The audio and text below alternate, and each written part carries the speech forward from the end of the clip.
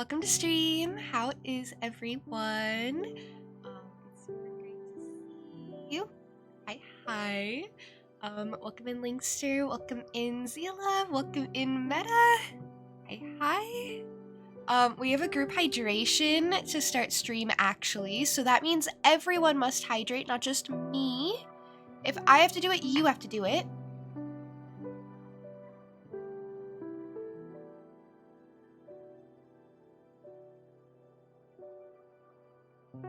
And thank you for the posture check as well. I really appreciate the wellness checks. I also really appreciate the daily offerings. I'm glad that people really like put them in, you know? I appreciate it. I love seeing them. So, welcome back to this game. It's actually been a little while since we've played this game. There is a content warning to start. Just so we're all clear, this is like a bit of a more serious game.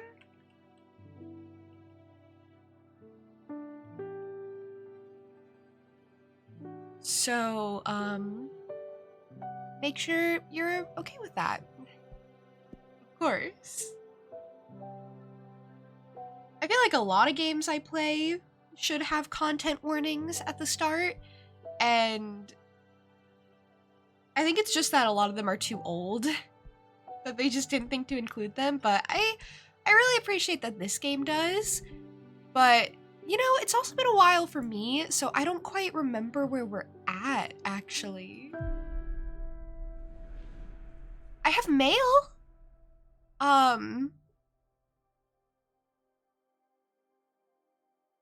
are my points at? I have a bunch of water, I have a bunch of fire. I was trying to get some more air, I think.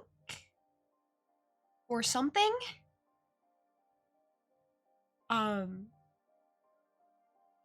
sure I was doing something involving cards. Yeah, it's coming back to me now. It really is. But yeah, it has been a little while since this game. Next Fest demo's really, like, threw my schedule out of whack. So, Jasmine was coming over. Dear Fortuna, you wanted to see us, right? I'd love to get together before the race starts. Let me know when it's a good time and I'll pick up Dolly and come over to your place. Your friend, Jasmine. Oh, they're coming together. Right, I need to tell them that I'm going to be running against them as coven leader, as mayor. They're so cute. I love that she floats in on a knife. That's so sick. Hey, Calasiel, thank you for the lurk. Thank you for being here. Thanks for coming! It's been centuries since we got the three of us together. I don't know why we didn't do this, like, I don't know, right away. What's up, witches? I love Dahlia! I was so on her side until I just decided to run against both of them. So now I'm on neither of their sides, or all of our sides. I hope we all do well. Mostly me, though. I hope I do the wellest. Why is he still here? He should have disappeared. Buddy, you gotta be hiding when people come over. I don't want people to see my eldritch behemoth. Isn't, welcome in. How are you? Good afternoon to you too. I hope it is anyway. And you bet. Magic life can get so chaotic sometimes that we just forget to enjoy it. Yeah, it makes me so happy to see the two of you together. Ooh, what did we do last time we met? I remember you two came over to my garden. We had some delicious pastries that Fortuna baked herself. Oh, you followed from the raid yesterday. Right. I got like,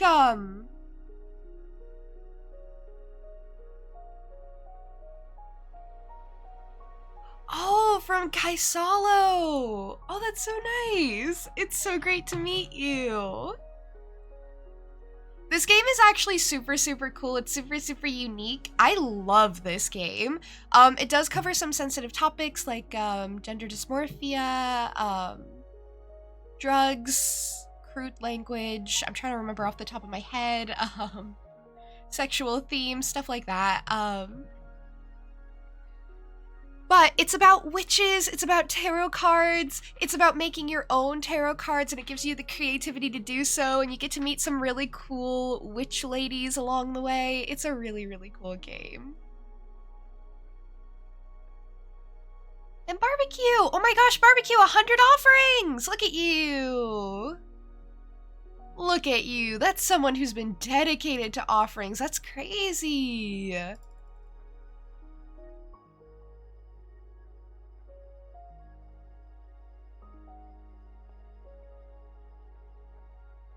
We're looking for the pinned warning, but can't find it, and no VODs left on Twitch? Oh, you mean like for this game? I was considering adding one, but it's like the third time I've streamed this game, and I think if someone new stops in, I'll just like warn them, if that's okay. I can totally add one though.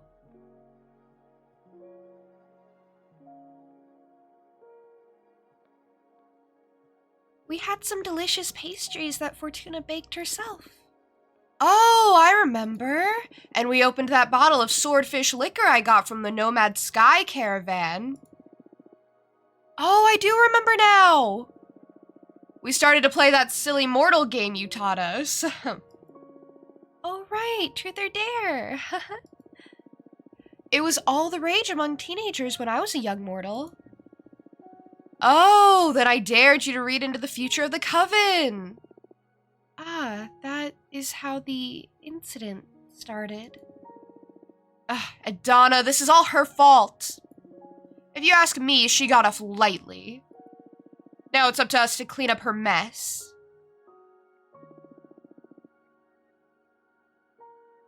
Are you nervous about the elections? You can't imagine. I'm cool. More excited than anything. On the one hand, I'm not worried because whoever wins in the end, the coven is going to be well looked after. On the other hand, I want what's best for the coven, and I truly believe my program is the safest bet. I don't like her program, just so we're all clear. That's why I agreed with Dahlia. I don't like Jasmine's program. Just to be clear, I do think you'd make for a lovely leader, but playing it safe is the death of progress, Jasmine. Yeah, you tell her, Dahlia. But aren't we all well already? We just need to iron out Adana's more abusive politics and put some love into the community. Oh my god, she's not gonna do well. She's not gonna make a good leader. That's because the status quo benefits you. Think about all the novices and all the witches who don't fit into that orderly vision, myself included. You tell her! My plan is not to start a revolution, but to level the playing field. Now let me tell you about my plan, because I'm gonna be running against both of you, and it's better. It's not fair that power is held by the eldest. Novices need to be guided, though. Think about when we had just ascended. We weren't in any shape to be making important decisions. I don't know about that. Age has its own setbacks. What do you think, Fortuna? Well, about that, I guess it's time I make my stance clear. I am running for leader myself. What? Oh my, but aren't you exiled? Patrice is gonna help me run the campaign. In fact, it was her who practically forced me into this, venture. Okay, and what's your deal? I'm not really sure yet. We still have to define our program. But my sister is dead set on having my divination at the helm of the new government. That'd be quite an asset, all right? You really thought this through? I doubt a criminal has much of a chance at leadership. Whoa, that's a bit strong. Ooh. Jasmine! I'm not a criminal, Jasmine. Part of the plan of becoming the next leader is to eradicate unfair punishments. So you actually wanted to meet us to declare war, huh? Not war, I just thought it'd be proper to let you know firsthand. You know, I was considering not doing this and surprising you. I just wanted to be polite. So there. I really think that no matter who wins, except Jasmine, the future is bright. Yeah, that's what I like to think. But the stress of competing against you two is a bit overwhelming. Why don't we use this opportunity to promise that no matter what, we'll still be friends after the race is over? No promises needed. I never had a doubt about it. Likewise, we will always be friends. Thank you. I don't know what I would do if I lost you. You won't. I love you. Well, Dolly is gonna die in like 60 years, 70 years, what did I say, 90 years? I have no clue. A lot of years from now, in mortal terms. But yeah, she's gonna, like, perish. Why did I tell her that? I want to replay this game so badly, just so I can, like, not make insane readings. What was the last major thing that happened? So, we are running for mayor currently. So the whole premise is that the character we play as has been exiled to this meteor, right? It's cozy, it's cute and everything, but, you know, isolation is kind of, like, tough to go through, I imagine. I mean, I can't imagine, but she summoned an eldritch behemoth demon, made a deal, and is trying to escape, right? So we've been meeting witches along the way, and the last major thing that happened is actually this, honestly. We're running for mayor. There's honestly been a lot, but yeah. The previous leader was Idana, and since she's not around anymore, someone else has to do it. Is it explained why she got exiled? Actually, yeah, they hinted at it in this conversation. Strangely enough, she's a tarot card reader. She reads into people's, like, futures. Except it was kind of discovered recently that she's more of a writer. She writes futures. So she discovered that the coven was going to fall and get disbanded and crumble, and so she was exiled because they declared her dangerous.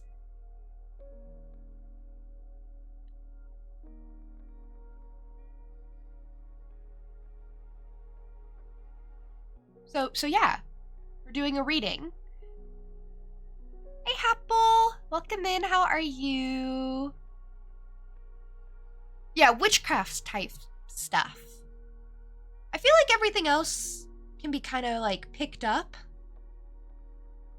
fortunately, but those are, like, the broad strokes. You come into the stream and Jasmine is confessing. Yeah, that's, something I didn't actually clock.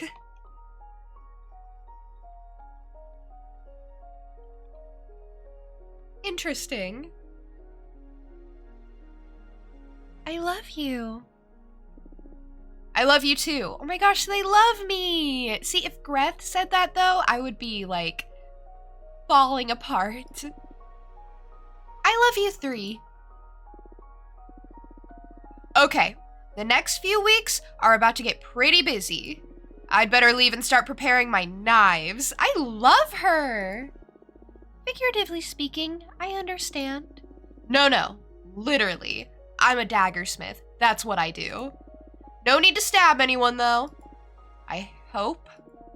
Haha. Okay. You two take care. Ah, okay. See you soon. Take care, both of you. Bye. Thanks for coming. Off they go. Shwoom. I have more mail. Oh, which one is this? So all of their familiars are like tied to witches. Why do the witches talk to Fortuna? You have really good questions, actually. I really appreciate you asking and being interested. I just assume people don't typically like care that much, so I don't like go too deep into explaining. They are not both exiled, but they are her close friends, and they have been for a very, very long time, which is our immortal. As soon as they ascend, they used to be human. Now they're witches. And the reason they come to visit is because Fortuna's exile conditions were lifted a little bit. She used to not be allowed visitors, and now she is, but she still can't leave the meteor. Also, yeah, actually, I do post all my VODs to my VOD channel, and like if you're super interested in the game, you can check out the Cosmic Wheel of Sisterhood VODs.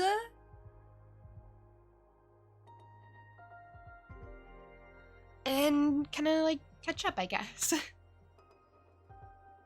You mentioned that Dahlia will die in 60 years and also said the word mortal, but Dahlia's a witch. Dahlia is a witch, actually.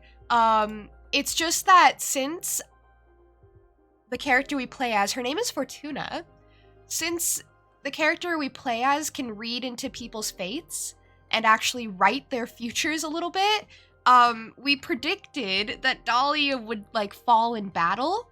So witches can't really die of natural causes, but they can like die still, if that makes sense. They're relatively immortal when it comes to lifespan, but not impervious to death. Let me pull up paint so I can draw my own tarot card for you, Barbecue. I've actually done this before. I did it for one of my OCs. Maybe I could like replicate that a bit.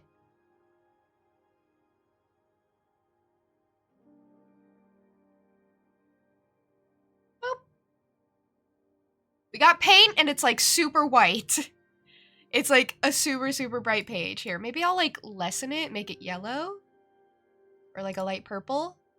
Is that better? That's probably a little better. You're welcome, team. I've been trying to like, I don't know, I'm not really good at it, but I've been trying to like pay attention to like eye strain a little bit more. I usually do that for like my regular art streams. I pick like a lighter color that isn't pure white. Okay, so a tarot card. Should I draw like the box first? No, that would be too limiting. Okay, so what I did actually, you're gonna love this. I'm gonna like replicate the tarot card that I did before.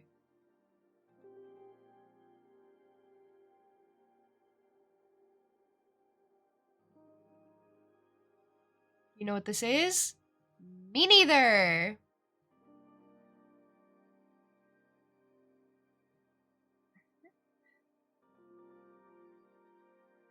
Could get blue light filter glasses, not sure how they work, but they do sell, so I'm assuming they work a little. I love that. I love that. I'm not sure how they work, but they gotta if people are buying it, right? It's less for me. I don't really mind. I don't think about it, unfortunately. But I know it does bother people.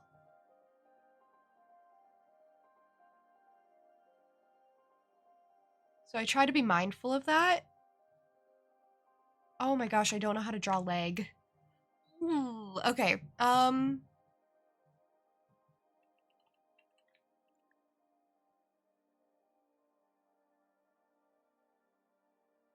okay. This is tough trying to come up with your own tarot card.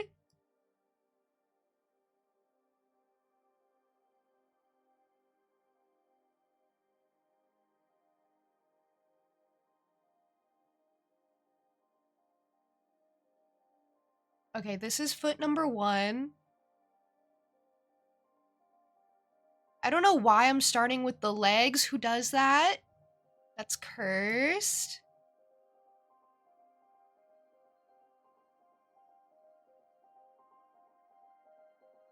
Okay, and then leg number 2 has to kind of come from leg number 1.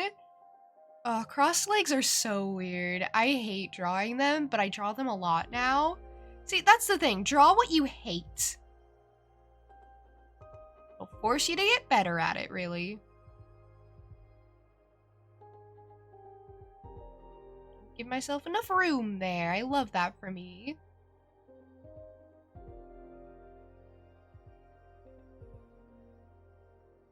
Okay, and then she has like a dress.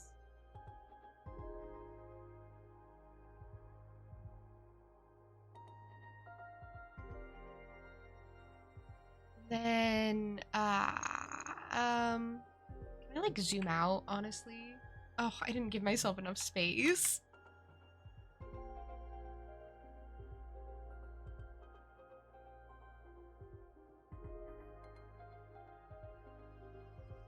So much sass from just the legs alone. See, that's what I'm going for. I'm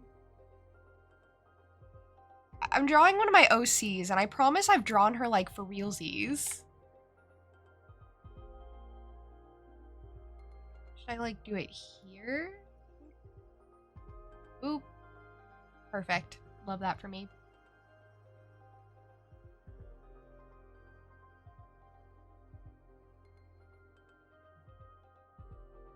Rayman, my favorite OC.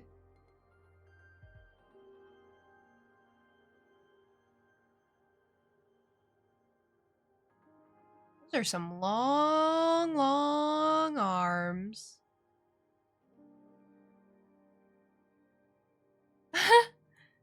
Okay, I don't normally draw like this. This is weird for me.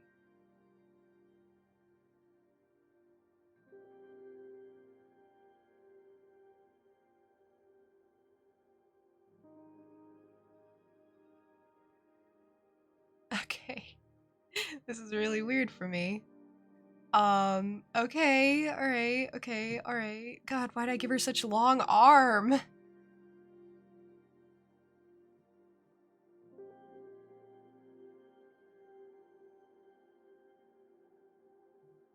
Ah! No, don't do that, don't do that.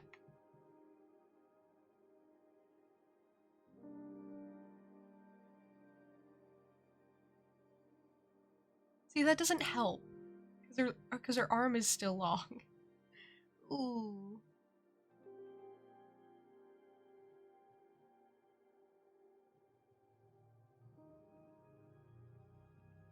I don't know why I'm taking this one so seriously. This is actually, like, kind of tough. Okay, just get a neck going. Just get the neck.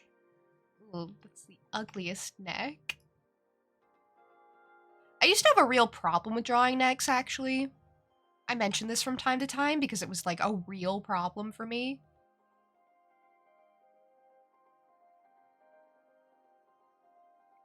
Now I don't, so that's good.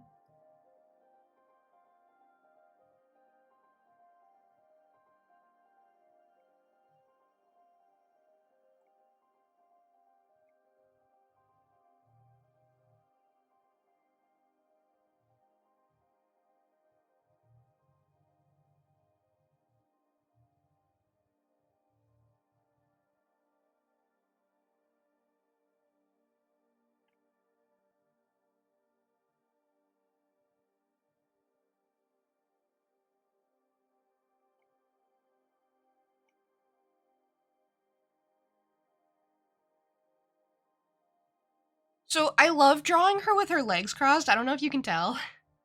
It's like my main way of drawing her.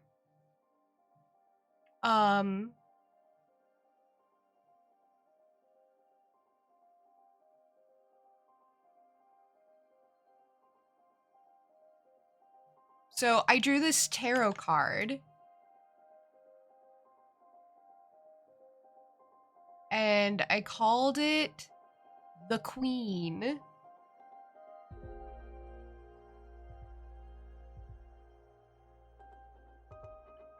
I know, super good name. Maybe I'll actually, like, show it to you if I can find it. It's in, like, one of my sketchbooks, honestly. I'll show it to you if I can find it in the Discord server.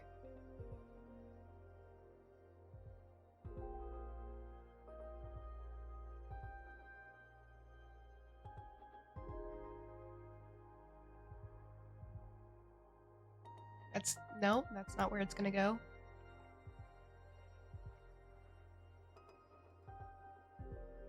Nope, okay.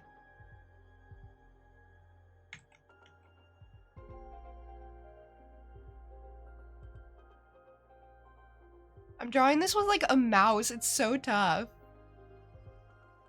It's really not that serious.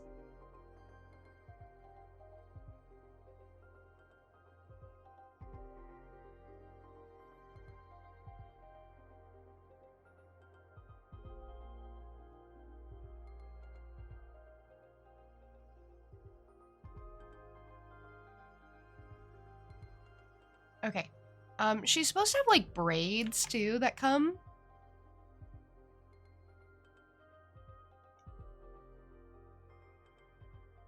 Honestly, her dress isn't even supposed to look anything like that. She's not supposed to look anything like this. I've never drawn her like this.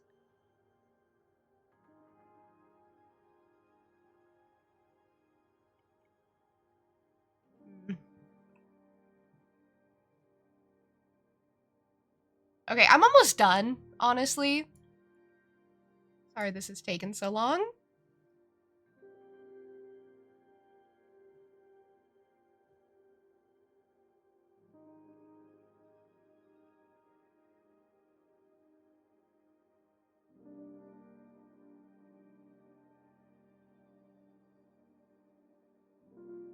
Her name is Aubrey, by the way, if you were curious.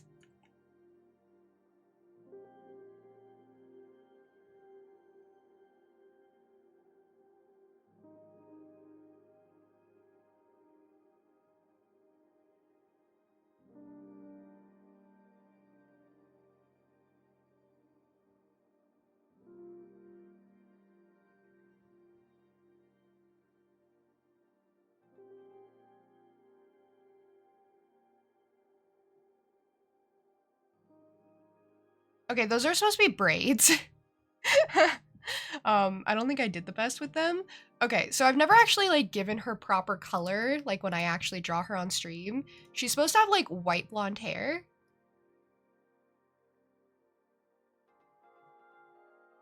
Let's do that.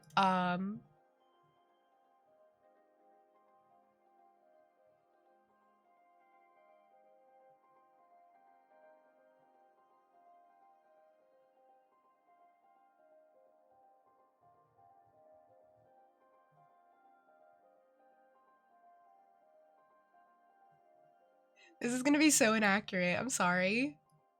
To myself, actually. Not you, it's about me. Not you, it's about me. Boop,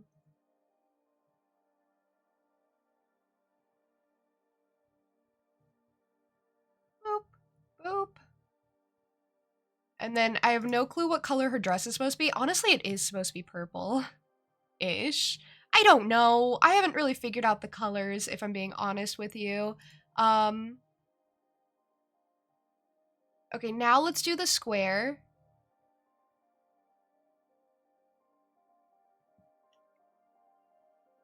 Thank you. Hi, Titus. Hello. I'm sorry. Hello. Welcome in. Thank you.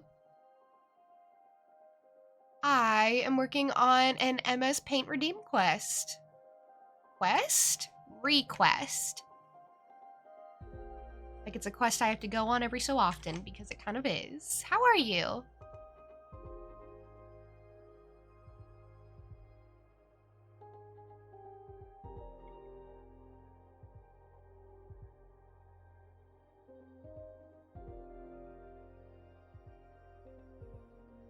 Thank you for the 10 months. I really appreciate it. Thank you for being here. That is one huge head. It leveled out though, don't you think? It was pretty huge when I drew it, but I think it leveled out, right?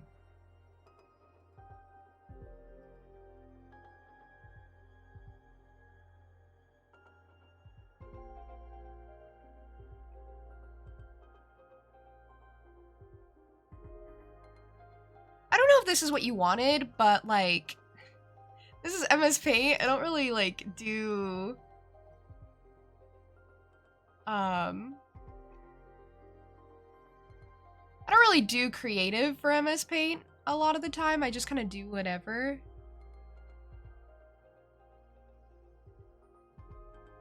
Okay, let's give it a white background. Let's just kind of fill everything in. Except the dress.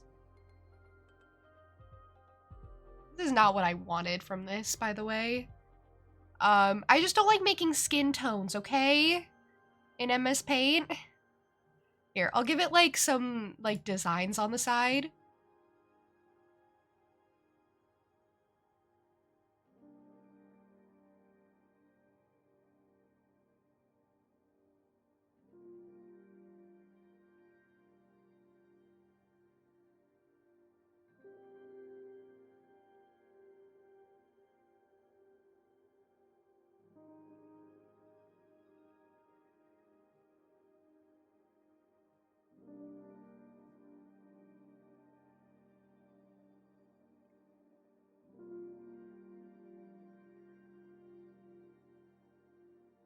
Yusa, hi! Thank you for the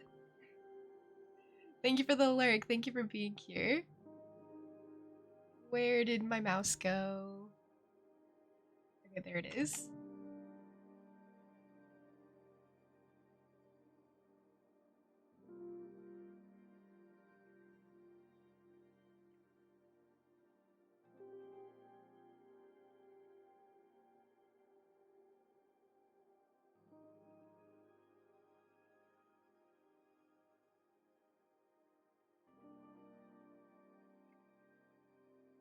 Is this looking tarot cardy?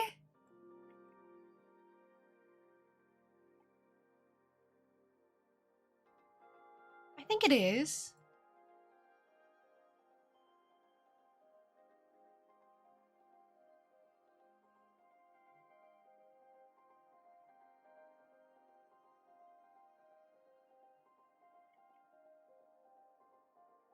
I don't like this one. I don't like how this one's coming out, actually. Probably just means I need to be done with it.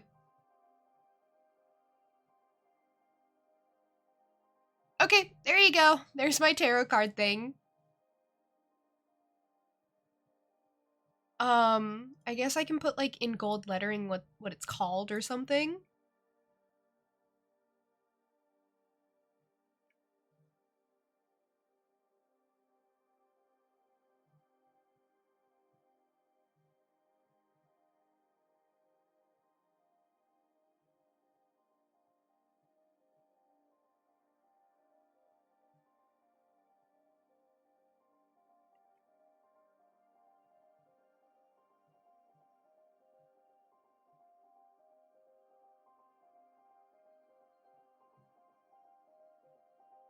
Should I just do like one layer?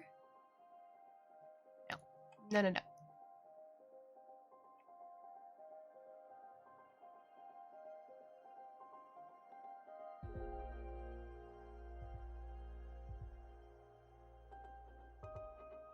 I don't know, this is looking pretty tarot cardy.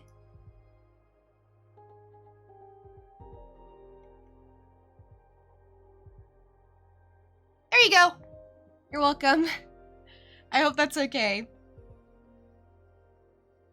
It's probably the most involved one I've done for a while, but... Oh, I messed up her hair. Hold on. I'm not exactly done.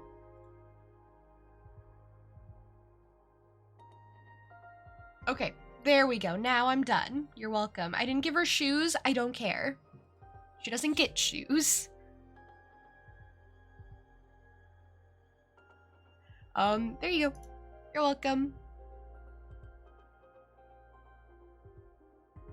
Those can be kind of tough sometimes. You guys give me, tough requests. But I think I did it.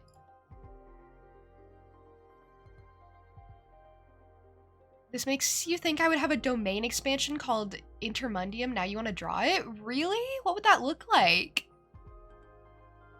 Rayman pops into your mind at least once a week. I love that. He never leaves. He lives in your head. Hey, Queso, welcome in. How are you? Sorry, I'm catching up on chat.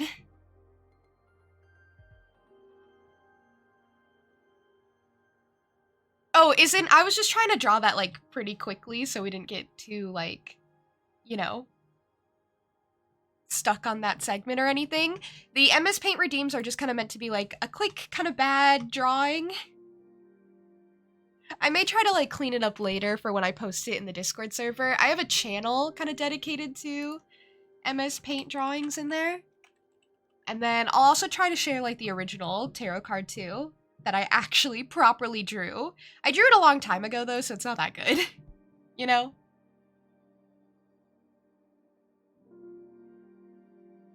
You're eating into your study time watching this? Oh, isn't? Also, let me know if, you want me to... Oh, you just want me to call you Rid. Okay, I can call you Rid. I was just about to ask if there was something you wanted me to call you. That works. But you should, don't be like me and don't let your breaks last way, way longer than they should until you don't get any work done, okay? Be responsible. You can do it.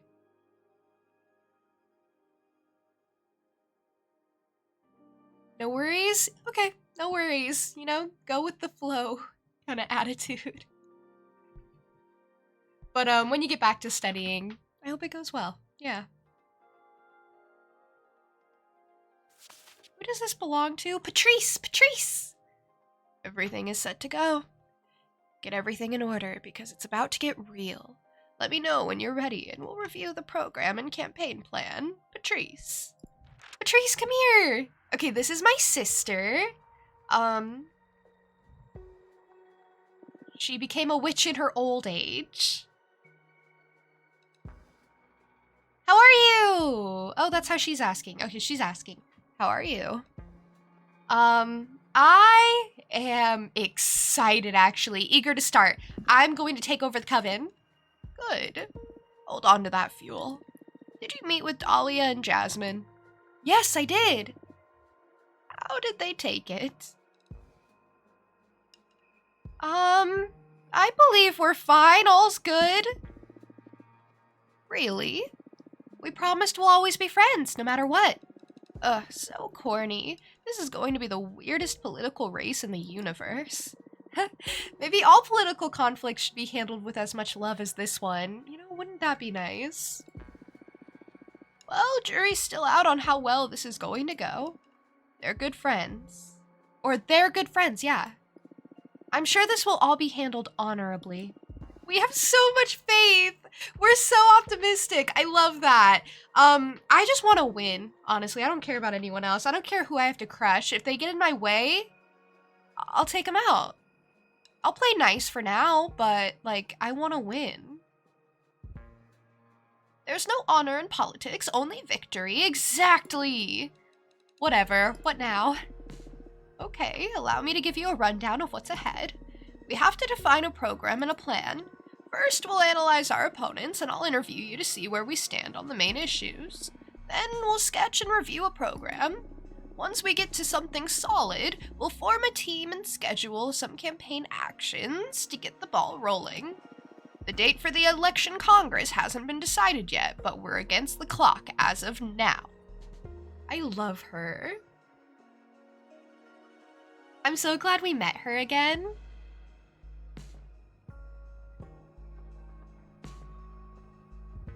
Hey, Invis! Welcome in. Thank you for the lyric. Thank you for being here. I hope your day is going well.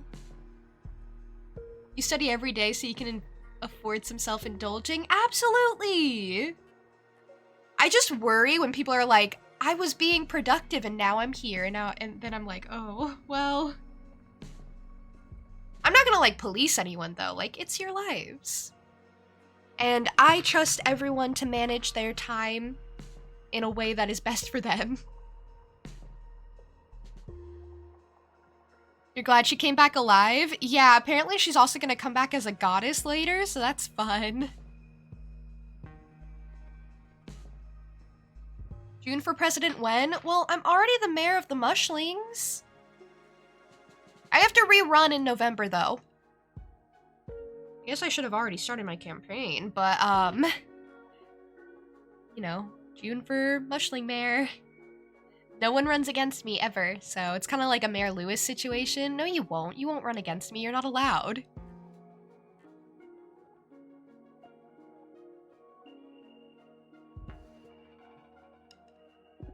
Okay, we're against the clock. All clear? Yes. Good. First of all, did someone tell you about the 5 pillars of the coven? No, I don't know anything about that. No. Judgment, law enforcement, forbidden arts, mortal affairs, and witch duties. I don't know what you're talking about. Really? Yeah, I'm sorry. Ah, okay, here we go. There are 5 key directives that keep our covens... That was a lot of that was a lot of alliteration. I was not ready for it. It just messed me all up. There are 5 key directives that keep our coven's cogs churning. As I said, judgment, law enforcement, forbidden arts, mortal affairs, and witch duties. Make good note of them. I won't. I'm gonna forget. Judgment is about how we deal with conflicts within the coven, how we determine who's at fault, and such. It's also the executive branch, where the coven is going and how we deal with major events. Until now, we've had runic judgment, which basically consisted of Adana consulting with the gods and us blindly swallowing whatever she fed us. Oh, I hate that. Okay. I hate that. That's like 1500s monarchy system right there. Hey Moose, welcome in. Hi.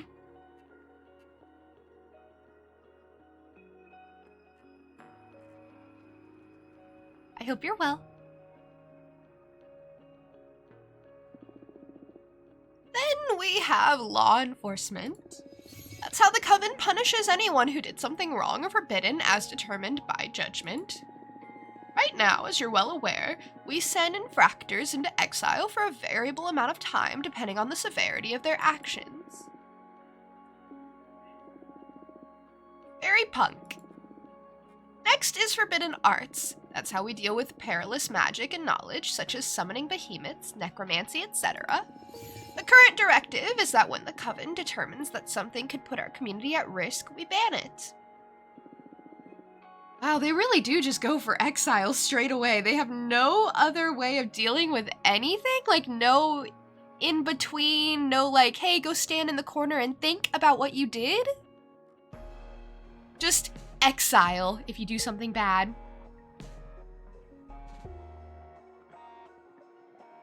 Ah yes, Rid. We all pretend we do not see it here. You're really catching on. There are no witch cops. Okay, the witch cops wouldn't make the law anyway. Hi, Kais. How are you? You've been here since the start, but you gotta lurk. I totally understand. I was lurking in your stream yesterday too, actually. Because I raided you. Why am I so forgetful? I was like, why was I there again? Because I went there specifically. I had to head off to like work on a project, but you know, it's around. Yeah, you get the big shout out, the big one with the big green heart that everyone should click on. This guy's great. It's Friday, let's get that dub. You know, speaking of dubs, I was playing Fortnite yesterday, as I play Fortnite pretty often. I didn't get a single dub, I don't think. So... yikes.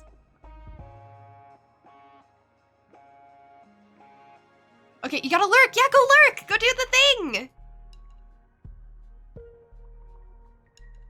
There's a small one? Oh yeah, Isn't. Sorry, I keep calling you Isn't. Okay, Rid. This is what it looks like when it's a small shout out. Where it just kind of like pops up as a link.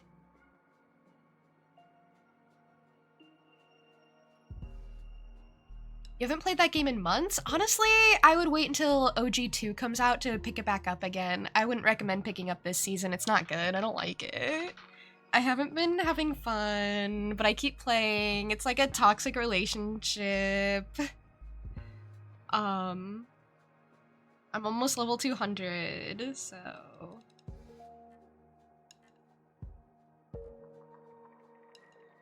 You'd say that's more noticeable than the big one? Really?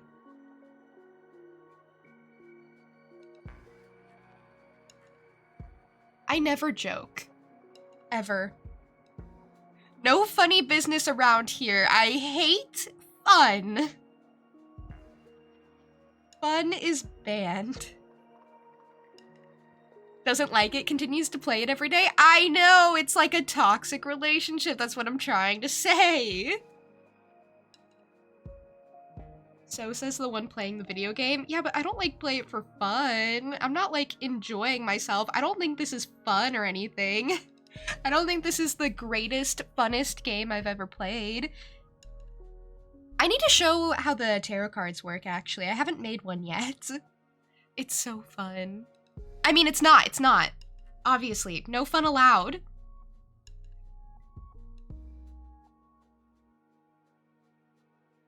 Five people were like, no fun here? I gotta go. I love that. But, I don't typically talk about my viewer numbers. Because I don't really, look at them, actually.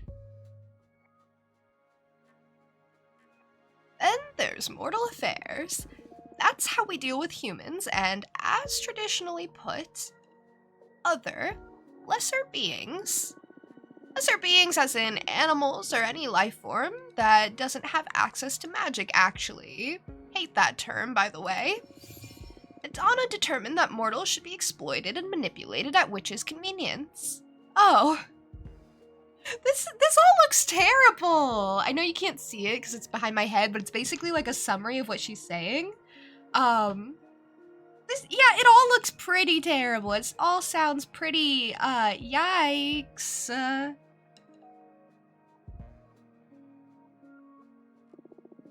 Did you know that Idana wanted to cause World War III on Earth? What? Why? To harvest energy from mortals.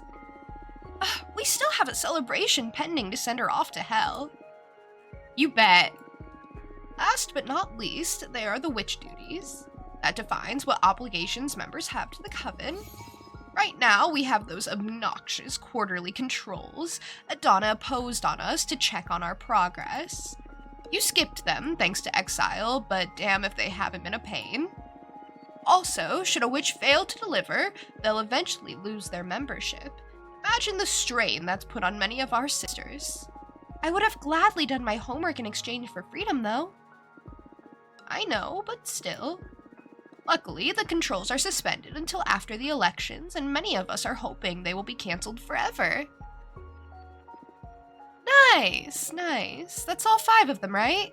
Yes, but for these elections, there's an additional critical point to the race. What to do with Adana's corpse? This is the fun part. Right. The coven is divided between devouring her, making the 100 members that we are right now more powerful, or scattering her remains throughout the cosmos so more witches can ascend, making the coven more diverse. See, I like that one. That's the one I like. What's your stance on that, though? I don't have a strong opinion on it. I'm fine with either becoming more powerful or welcoming more witches. But make no mistake, it's one of the hottest topics in these elections, so whatever you choose, be ready for a storm. Understood. Internalize these issues, take your time, let me know when you're ready to continue. So it may surprise no one, but I hate all of this and I want all of it to go away and do the exact opposite of basically everything. So, yeah. I think it's pretty simple, actually. I'm gonna tear it all down and then rebuild it from the ground up. I think it's great. Anarchy. Is you go on a system of if the last election resulted in more witches, then this one results in stronger ones, then the next one results in more witches again? Oh, like the last leader who dies? if the last one was scattered, then the most recent one we eat. That's actually not the worst idea. Unfortunately, I don't have that basis for what happened to the last one, especially because it was probably like thousands of years ago. You know, this doesn't give me a lot of context. I'm supposed to be like president or something, and it's like, I don't get a lot of context on what's been going on. I'm just gonna show up and reset it all. She says that, so does that mean they experienced a previous election? When did the previous one before the current dead leader die? I don't know. I would love to know, actually. What happened to the leader before Adana? You guys raise, like, interesting questions, and it's gonna cause me to spiral. Oh, but yeah, Adana, terrible. Worst person ever. We hate her. We despise her. We met her. She looked really sick and cool and great. I hate her. Despise her. She's the worst person ever. And I don't, like, typically just hate characters in games, because I'm like, well, you're flawed and you're problematic, but... No. Adana? Ugh. We know you know everything about this game. Answer us. I feel so put on the spot. I mean, I'm sure it's in there somewhere, in my little brain somewhere. I probably just forgot. Because like you said, I do know everything about this game, and I wouldn't want to make you think otherwise. When a character is well done, they'll get hate out of you. I still think it's so rare for me to, like, truly hate a character and not find anything interesting about them, because even if a character is super unlikable, like, I was watching Digital Circus, and I kind of like that show a lot more than I thought I would. I actually really like that show. There are 3 episodes on Netflix right now. I want more so badly, but anyway,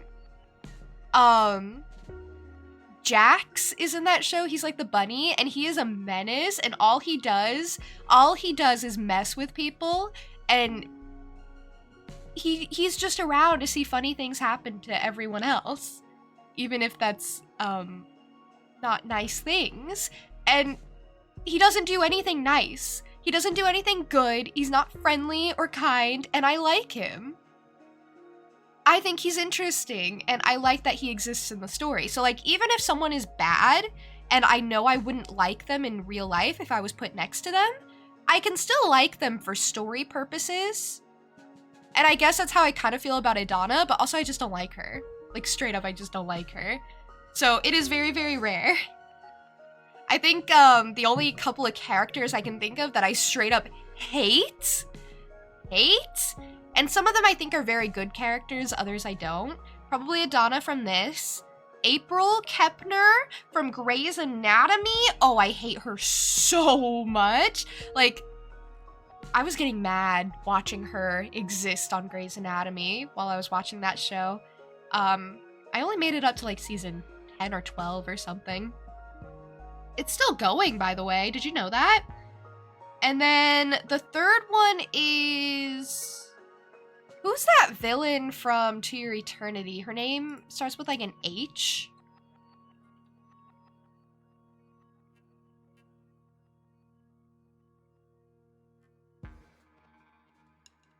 And she's like obsessed with the main character. Oh, I hated her. She was disgusting. Her name is Hyacee. I hate her. She's so terrible. Like, she is probably the pinnacle of evil in a show. It's kind of... It's an interesting character study. I've never, or at least I've very rarely come across a character that I just truly, truly hate to see and want bad things to happen to them, but Hyacee is one of them. I don't know how to say her name. I didn't watch the dub, I watched the sub. And I didn't catch the pronunciation. Hey dear, how are you? Also, I don't hate Shane, I like Shane. I just, you know, have grown up, so. I've moved on. From Shane in Stardew Valley to Harvey. You hate her too? See, you get it, yeah. Hayase. Oh. Not Hayase, but Hayase is cuter. Alright, it's fine. I don't get to choose. Her name is Hayase. That actually fits her a lot better. She doesn't need a cute name. Okay, have I internalized all the issues, or did I just get distracted talking about characters I hate? Who can really say for sure? Done. Wow, I must have really looked like I was thinking hard in between that time. Tight. Good. Let's start discussing or dissecting our rivals then. Who do you want to start with? Let's do Jasmine. Understood. Jasmine was born in a small English town during the Industrial Revolution, circa 1800. Oh man, I know so much about the Industrial Revolution, you have no idea. That put her in a cultural sweet spot for amassing the sympathies of the coven. Ah, she's just young enough, but also old enough. She's young enough to connect to younger audience, but old enough to still be, like, older.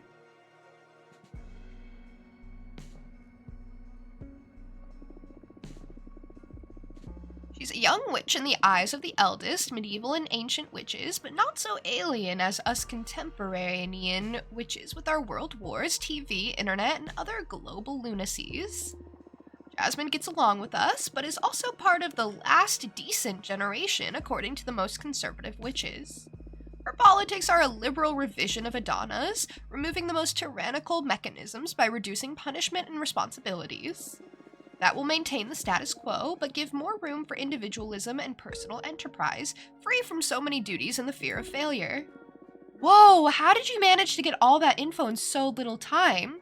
Also, she needs to be doing more! Do I about the Industrial Revolution thing? Kinda, actually. Kinda. Not so much anymore, but I definitely used to. Not by choice. But, the Industrial Revolution is kind of when they figured out, like, steam, right? Like, they figured out mechanical stuff and started building up and creating. So it makes a lot of sense that the elders would consider her the last good generation, because that's right before humanity started really, like, building up, creating, innovating. Made it sound like I knew so much. I kind of did. I don't. I just have a rough basis. No. I definitely don't know as much as I made it seem. You guys didn't have to call me on that. You guys could have just let it go and been like, oh yeah, she sounds so smart. She probably knows everything. No.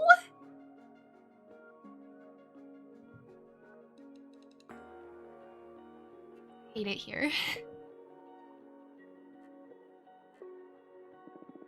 Enjoying the perks of having a journalist sister now, huh? Now focus. Her program to achieve this is... Alright. Judgment will be performed by a quorum of the 4 eldest witches in agreement with the leader. Okay, so she wants a court. She wants a court where she sits at the top. She has advisors around her, and she argues with them all the time and never makes progress. Sounds great.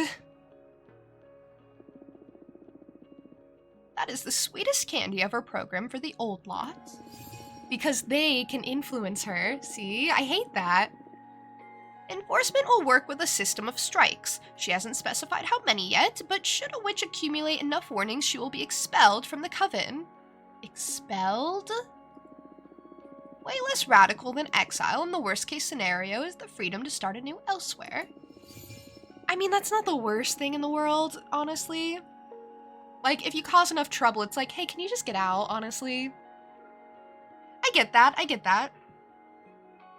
Regarding forbidden arts, she won't change a thing. Anything deemed dangerous by the eldest witches will be banned. She's just letting the eldest witches feed her information and feed her her own policies, or policies she's going to present as her own. I don't really like Jasmine that much. I don't think she's gonna make a great leader. And it doesn't seem like she's capable of like thinking on her own. It just seems like she's capable of being like, I just want everyone to get along. And it's like, no, in this world, it's kill or be killed, eat or eat. I don't know what I'm trying to say. I'm not very good at this. Maybe I won't make a good leader either, but you know, better than Jasmine. Would you guys vote for me? When I started playing this game, I didn't think it would get into like witch politics, honestly. I didn't think I'd have to run for leader and look into policies and stuff, but like, I can do it. You trust me, so yes, and then Rid's answer is maybe. You know, I'll take a maybe. I can convince you. Or I'll try at least. But at the end of the day, your vote is your own. Dear, you trust me too! I promise I wouldn't let bad things happen to people. I know I sound all murderous and stuff, but it's only, it's lighthearted, I promise. It's gentle. Then, for mortal affairs, Jasmine proposes a model of protection and guidance. Okay, that's cute, I guess. What is good for humanity? What should we protect them from? I guess that'll be determined by the quorum of the eldest. Lastly, as for witch duties, she proposes a policy of no vigilance. What? Oh, freedom and trust. She's just gonna let them be. Jasmine argues that we should trust every sister will have the coven's interest in mind and that there's no need to evaluate or impose any duties on any member. And of course, regarding the trending topic, Jasmine wants the coven to devour Adana's corpse so we all become more powerful.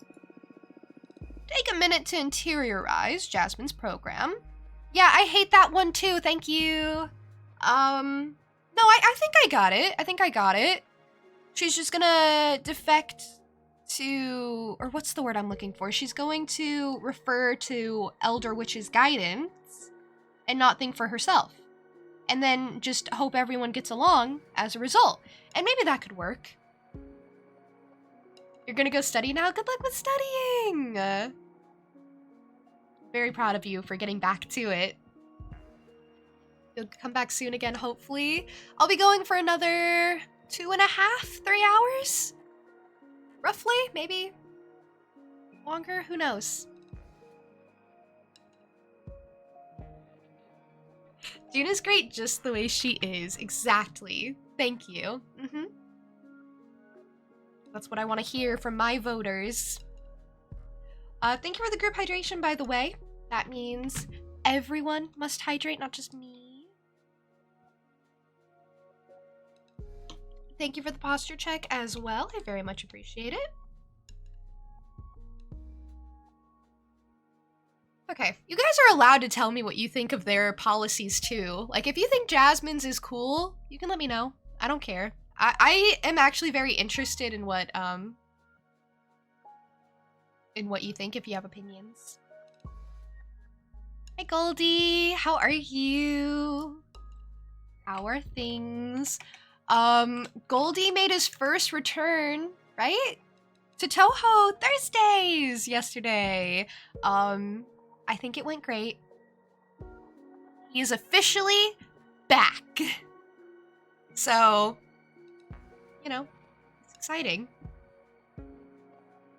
You run against me, then get sick, and send all the voters to me. That way there's the illusion of free choice, but not really. You know, I'll take that, I guess. Sabotage the polls. Sure. Done? Done. Perfect. So tell me now, what do you think is the best strategy to undermine her program? Let me see. I do want to undermine it, just so we're clear. And yes, we are voting for me. We're getting there, Goldie. We're working on what I'm offering. We're going through everyone else's programs before we figure out my program, right? So currently, the Coven is pretty much a dictatorship, honestly. where if someone does something bad, they get immediately exiled. There's no other punishments, no in-betweens. You just get sent off and suffer. That sort of thing. They don't treat humanity very well. They exploit them, that sort of stuff. We were talking about Jasmine's program, and basically she just wants to create a court of elder witches to refer to instead of coming up with her own policies, and she just wants everyone to be free and happy and not think too hard. So I don't like her very much.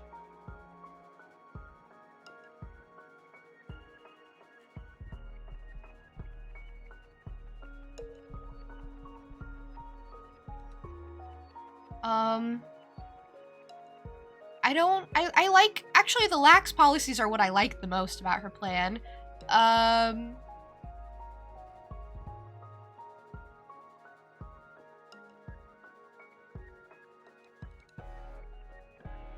Okay, the best strategy to undermine her program. So she's going to be geared towards elder witches. She's going to be trying to get their votes.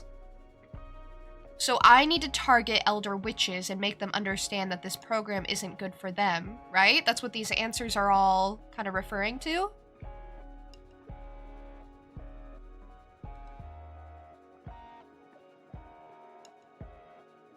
Or should I, instead of trying to cater to the elder witches, try and cater more towards like people I'm already going to be aiming my campaign at, and go for like the middle option of these plans benefit the powerful and forsake novices, because that'll like strengthen the whole of my campaign. I don't want to like lie.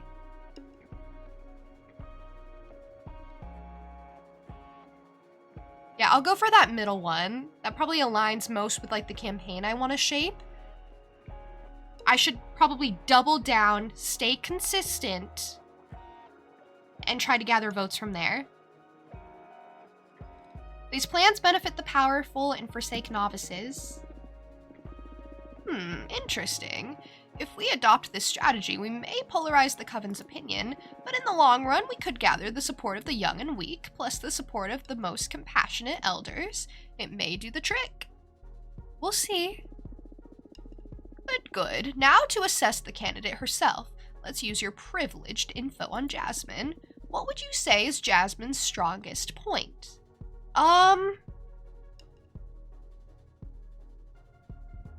Okay, I wouldn't say she's manipulative.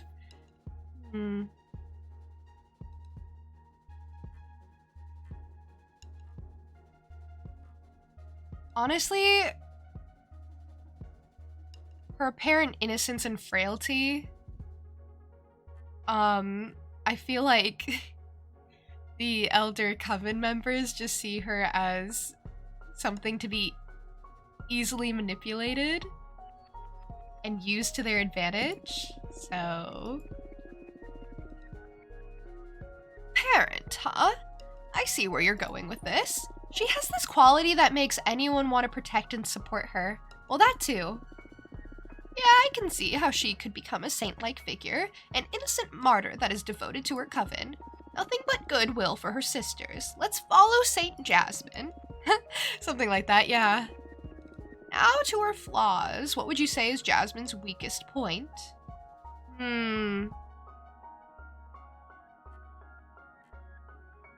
Anxiety, or she's easy to intimidate, or her compassion. That's an interesting one to say. Her compassion is her weakest point. I disagree. I don't think that could be anyone's weakest point.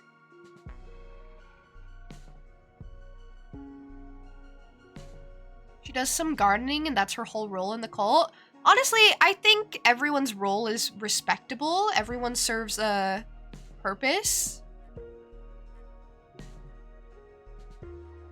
So I'm not gonna try and go from the angle of, well, her role is lesser than someone like Dahlia's or anything.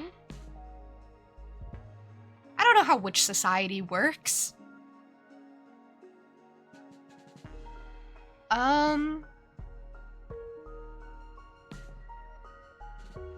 Okay, how about we go for she's easy to intimidate?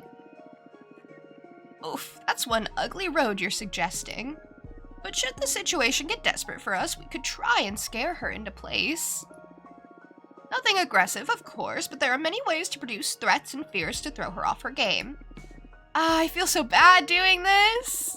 Toughen up, Fortuna. Her advisors will be doing the same about you, no doubt. Plus, these are emergency resources. If we play our cards right, we can hope for a clean victory. Focus on bringing your best game, and I won't have to push any ugly buttons.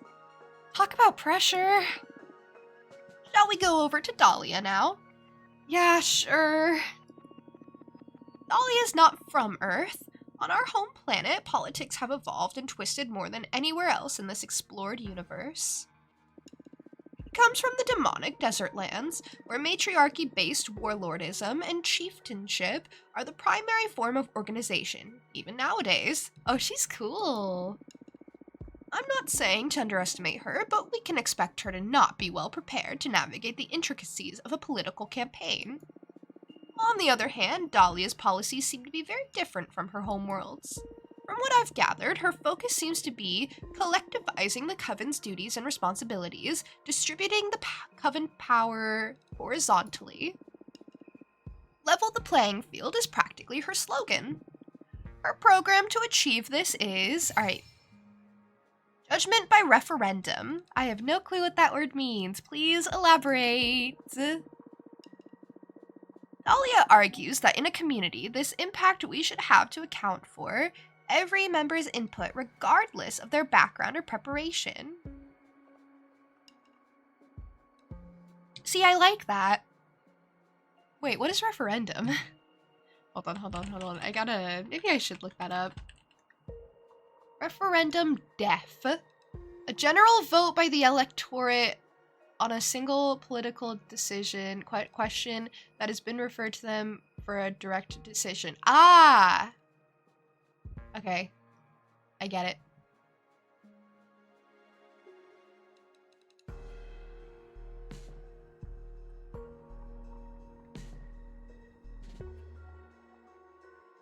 Okay, I get it. I like that. She wants like a voting system. Enforcement, none whatsoever. She believes in amicable resolution. Okay, I don't know about that. But also, I don't know how bad it gets. That seems like the type of thing that doesn't have enough of a, like, basis in reality. And seems like something that would shift and change and be dismantled over time. Like, it's shaky ground, basically. Like, I like the basis, but we gotta have, like, more of a structure. And should dialogue fail, she wants to leave the matter in the hands of the arbitrage office. She's like, it's not my problem if they suck.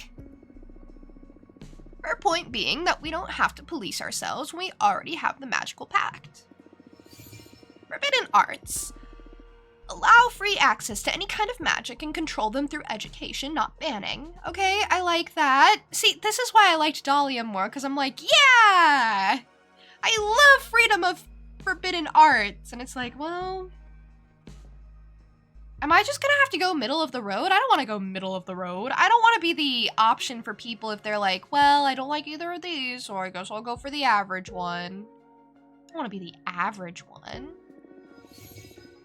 Mortal affairs. Cut all ties with mortals. Well, why? Dahlia believes we're too privileged to be messing with people's lives. She thinks we should leave them be and focus on the cosmic and the magical. Witch duties. Magical tax. She's gonna make taxes! What? To be fair, I think I liked Jasmine's point about mortals better, where it's like, hey, we can just guide them through life. I like that. Have every member of the coven share a percentage of their magic output to pool resources for the benefit of the clan. Everyone would hate that. Everyone's gonna hate that. Why would we do that? And finally, she believes we should scatter Adana's remains so more witches can ascend and our coven can become more diverse. As you can see, Dahlia is betting on a kind-hearted community that requires goodwill to work. Almost utopic, I must say. Yeah, but not realistic. What do you think is the best strategy to undermine her program?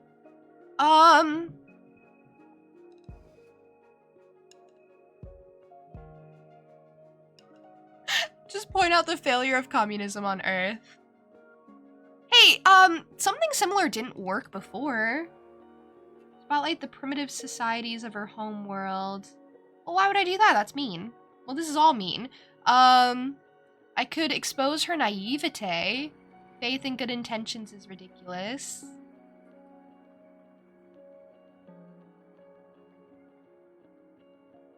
I don't mind that, honestly. That's kind of what I was thinking the whole time. Expose her naivete. Faith in good intentions is ridiculous. Good things don't happen. Good people don't exist. I love that. Okay, cool. We have a bit of a negative campaign going. Good one. The ideal community she wants to paint a picture of isn't a reality. We'll focus on conveying that to the rest of the coven. Okay now, let's capitalize on your intimate knowledge about your rival. What would you say is Dahlia's strongest point?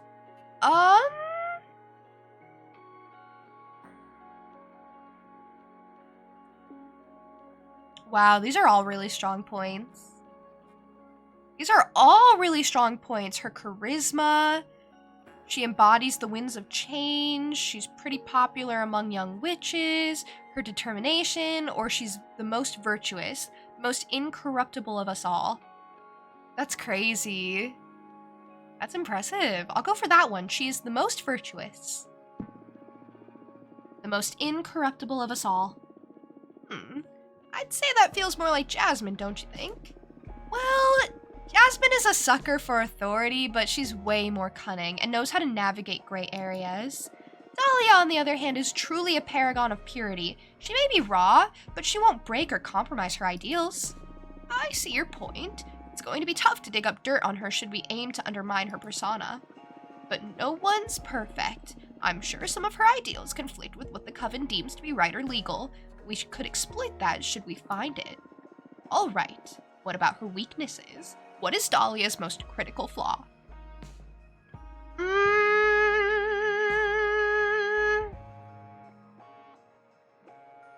I don't get what the second one means. Dahlia's very green when it comes to debating politics or philosophy? Does that mean she gets, like, sick? She's like, icky, I don't want to talk about this. I don't know. She's impulsive, impatient, or she's radical, or she's the least astute of the lot, easy to trick. I don't know about that.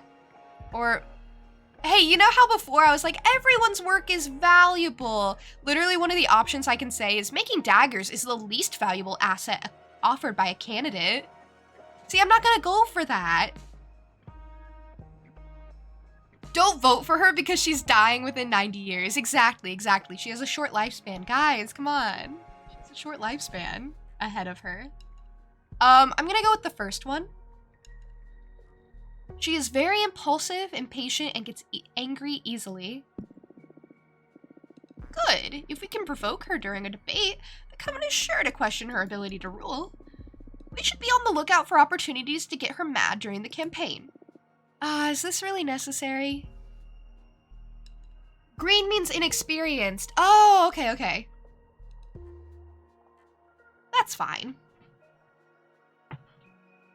So it's kind of what I was saying. It's your call, but if we don't exploit your opponent's flaw, it'll make it less likely for you to become the next leader. Politics are ugly, I know. But also, let me tell you, you should expect the same from your rivals. Friends or not, I'm sure they won't be pulling any punches. Be ready. I'm already regretting this. But sure. Oh, that's Fortuna. But sure, whatever. I'll handle it. Alright, now for the third candidate. What? There's more? Of course. No one told you? No, who is it? No one truly thinks she poses any threat to Dahlia or Jasmine, but she is a candidate nonetheless. Is it the Peppermancer? We should study her. I believe this dark horse has a chance of surviving us all. Tell me who it is already. Come on. Capressa, the historian witch. Who? Capressa? Okay, I've not met her. The eldest witch in our coven, she precedes even Adana. Capressa is originally from Earth, but ascended way before humanity started even writing. Wow. She has an infallible memory. All events get registered inside her tree rings. She's been a really valuable source for the Cosmic Gazette. Capressa has helped us many times with our articles. The thing is that she's always played a secondary role in the coven, just supporting us with her wisdom. But apparently, Capressa isn't a fan of change and isn't happy with the direction Jasmine or Dahlia want to take the coven. So for the first time, she's running for leader.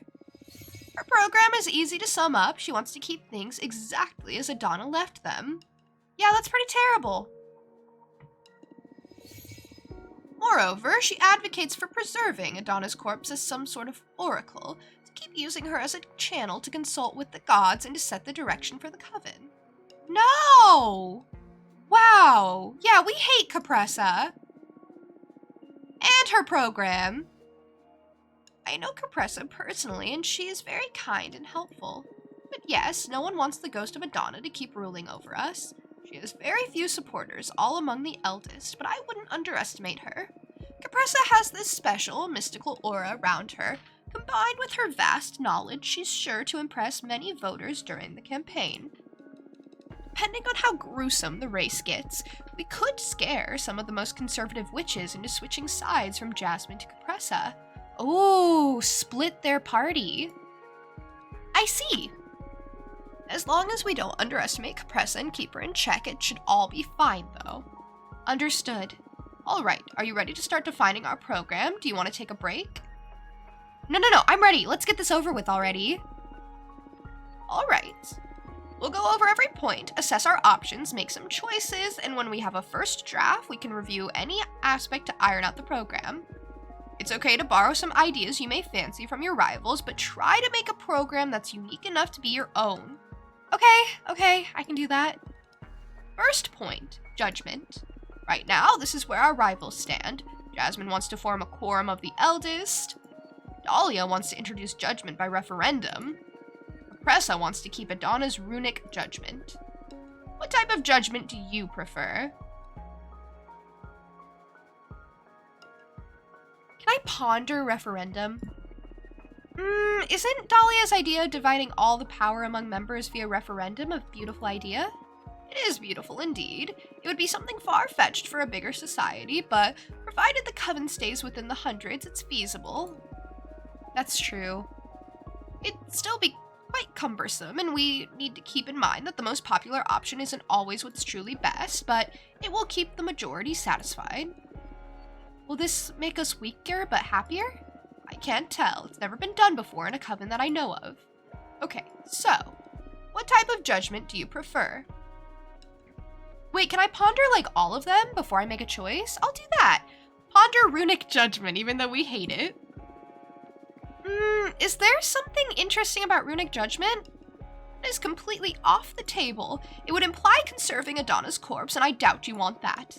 Yeah, you're right. Adana needs to be wiped out of our lives. Okay, so, what type of judgment? It just took that option away. She really did say it's not an option, and it isn't. It is no longer here. Okay, ponder quorum of the eldest? Jasmine's idea about forming a quorum of the oldest, wisest witches may be the most sensible approach. It's not a bad idea, no. Even if we don't get along too well with the eldest, they are indeed the most powerful and knowledgeable of the coven. On the other hand, even if it removes the tyranny of Adana from the system, it still leaves all power in the hands of a few and not a very diverse lot at that. But that's almost an innate quality about power. It creates inequality by definition. Anyway, what type of judgment? Can we try to come up with a new option? I don't like any. Maybe there's another option to manage the coven? Something fair but effective? What do you have in mind? To have a leadership that decides on everything without the community's input is problematic. But leaving all executive control in the hands of everyone will produce erratic results. I'm thinking of establishing some sort of ministries to compartmentalize power? Appoint experts in every matter to deal with law, exploration, magical development, resource management, culture. So she wants like a cabinet. Anything, really. Set up as many ministries as necessary. All ministers will work along with the leader, but they would have the last word on their respective competences, since they would be the ideal person to make informed decisions about each issue. Oh, I love the delegation! I love that. I love admitting that, you know, there are certain things that you don't know best about, and, you know, maybe there's someone who knows better. And how will these ministers be appointed? Do these positions rotate? What happens if someone more competent shows up? Is the minister replaced? I mean, it's really interesting on paper, and it'll be quite effective to have dedicated witches on every important matter, but this will probably breed many power struggles within the coven, fighting for these positions or trying to earn the favor of certain ministers. I see. Not that the other options don't have downsides, I'm just pointing out what could go wrong with this idea. I think it is still worth giving it a shot if you like it. If you're at the helm, I'm sure you'll run a tight ship and put together an excellent team. I'll help you. Yeah, avoiding corruption in this scenario relies on having a capable leader. You are a capable leader. I think you're ready to deal with any kind of judgment system you decide to go with, so having said that, what type of judgment do you prefer? Okay, I think the ministry could work. We just really have to, like, straighten it out. We really have to, like, go in, make a plan, and actually, like, solidify it. Patrice makes really good points. Okay, let's go with the ministry system. It's also unique, so I like it. Gotcha. Now to law enforcement. These are the stances of our competitors. Jasmine wants to set up a system of warnings leading to expulsion. Dahlia advocates for amicable agreements supported by the arbitrage office. Caprezzo wants to keep exile as punishment. What type of law enforcement do you prefer? We hate exile. What type of law enforcement do you prefer? Just had to get that out of the way. Okay, ponder warnings leading to expulsion. I didn't hate that option. Jasmine's solution of letting witches accumulate strikes, and in the event they fail to behave, expelling them from the coven seems quite humane. It's not a bad idea. It doesn't rob anyone of their freedom, and the ultimate punishment is like ultimate freedom, actually. If you don't fit in here, just find a coven to match your philosophy or stay independent.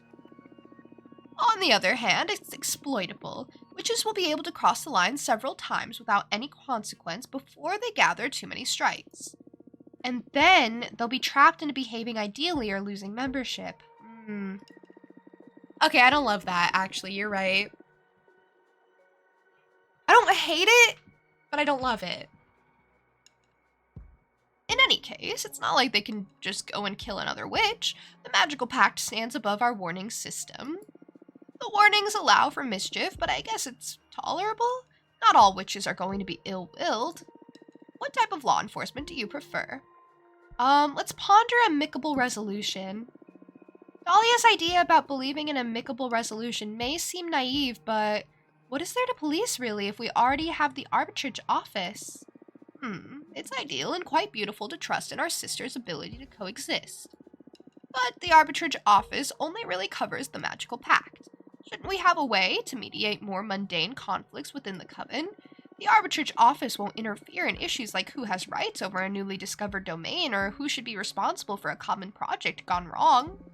What do we do in those cases? I guess that Dahlia would leave that in the hands of a referendum. We could do the same, but with a proper organism, a minister of justice that deals with unresolvable conflicts on a case-by-case basis. Oh, that's not bad. This is getting closer and closer to mortal society, but sure. That was supposed to work for millennia on Earth. See, now we're just making a Supreme Court. Kind of. Anyway, what type of law enforcement do you prefer? Let's try to come up with a new option. Let's see what she has to say. I have troubled feelings towards punishment as a method of enforcing the law. It keeps law and order through fear, but we can't expect everyone to behave. Isn't there a way to make punishment constructive? Constructive how? Send bad witches to detention to do some magical studies? Not that, but hey, that may be an idea. What about community service? Oh. Oh, now we're thinking.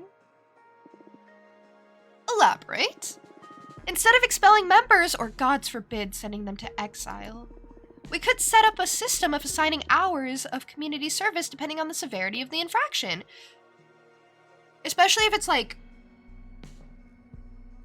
mundane problems, like she said. Because the actual law above the coven would deal with, I don't know, murder. I don't have to deal with the murder part. Tending other witches' gardens, harvesting magic for the coven, helping the explorers, whatever is needed, really. We could pull that off, yeah. I don't know if it'll look childish or weak in the eyes of some witches, but it'll benefit the community in the long run, definitely. Alright. I like that! Oh, I love that, actually.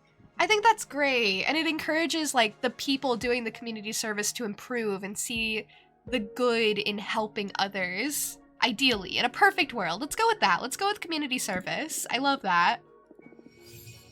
Understood. Next is forbidden arts. These are the stances of our competitors. Jasmine and Compresso want to continue banning whatever they deem dangerous. Dahlia wants to give free access to any kind of magic, but to enforce education so we all know what we're dealing with. How do you want to go about dealing with forbidden arts? Alright. She is a great sister. She's so clever and so smart. It's actually amazing, because remember when we first met her and I gave her like this Valley Girl voice, and I was like, okay, she seems kind of ditzy. No, she's clever. She's really bringing up like amazing points. I want her to be in charge of one of the ministries that we're gonna make. I don't know which one yet, but one of them for sure. Okay, ponder banning. So far the policy on banning dangerous arts has kept us safe. I know, it's quite hypocritical on my part to even consider banning since I summoned a behemoth myself. But it's precisely because I've experienced it that I'm aware of the implications of turning to forbidden magic. Yeah, but it doesn't, like, keep people from doing it. I mean, it discourages it, but clearly, you know, people still do it. It's not so much a matter of the dangers of these arts, but of them falling into the wrong hands. The wrong hands are gonna do it anyway! Powerful or dangerous arts could be a great asset for the coven, but opening the doors to use them may lead to some catastrophic consequences. I don't have strong opinions on this point, your call. Oh, she really said, I don't care, do what you want on this one. Okay. Fair enough, honestly. You're not gonna feel strongly about everything that exists. Oh, Linkster, thank you. You were so kind. June is so awesome, would make an excellent leader. She clearly has fair beliefs and would lead the Intermundium so well. I mean, I do currently. It's what I do currently. She's also smart, nice, and cute. Thank you. Thank you. That is very nice of you to say. Vote for June or the world ends soon! Oh, that rhymes! Vote for June or the world ends soon. Can you make that a separate message so I can pin it? I think that's so perfect.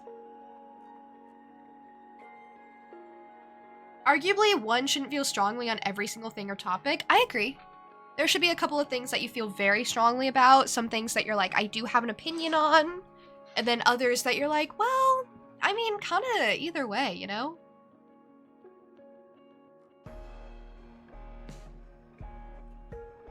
I love that. That's my new slogan. Vote for June or the world ends soon.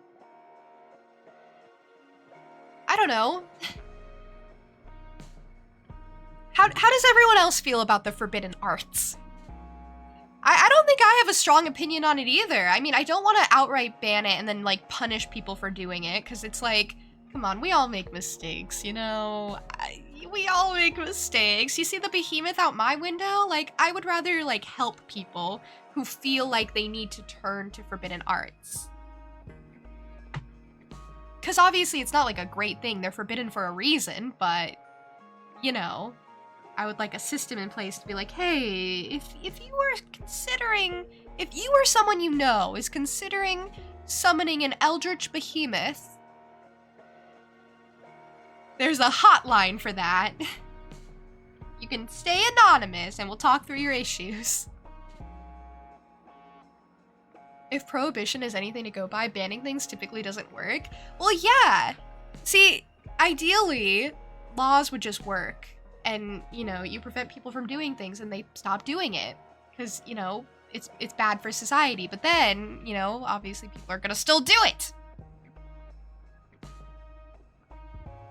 You would need to be able to enforce it, but that doesn't change the issue of people summoning the Eldritch Behemoths and then us having to do something about it.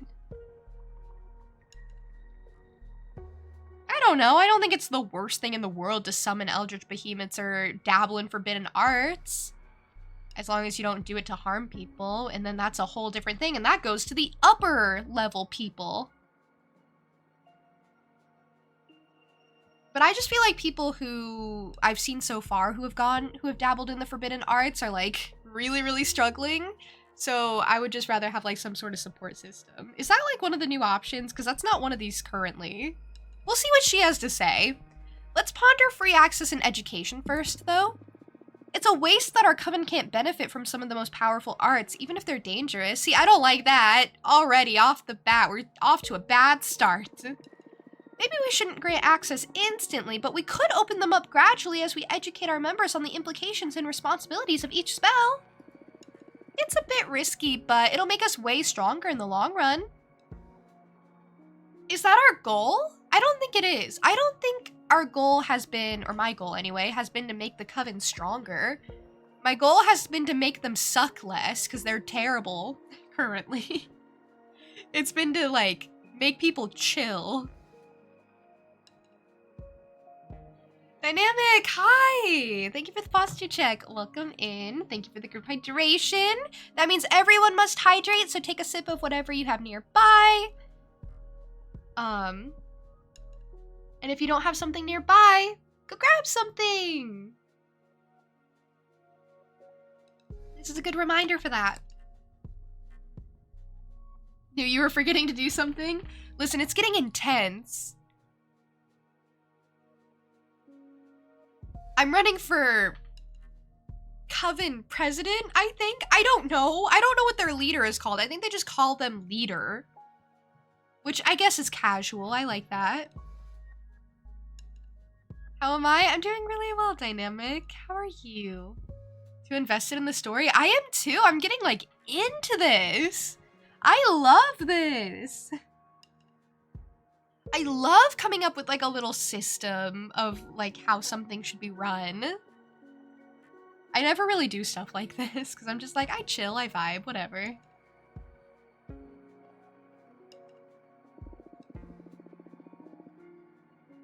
It'll make us real stronger in the long run. Maybe? I'm not well versed on this topic, so I'll trust your judgment. She's like, I've never summoned an Eldritch Behemoth demon before, and I know you have. I see it right outside the window, so you make the choice. I love that. You're chillin'! That's such a perfect way to spend a Friday. I hope your weekend's off to a lovely, peaceful start. Or exciting. I don't know what you're planning to do this weekend. My weekend's gonna be exciting. Let's try to come up with a new option. There must be some middle ground between banning and free access. Some summonings or spells can save lives. They could even protect us from major evils. There's much to achieve with the careful application of some of the forbidden arts, so that's why we have a ministry system, because we get a minister for forbidden arts. Tight. The ministry system really covers so much. I actually love the ministry system that we've set up. What about extending permits? Oh, we're regulating it.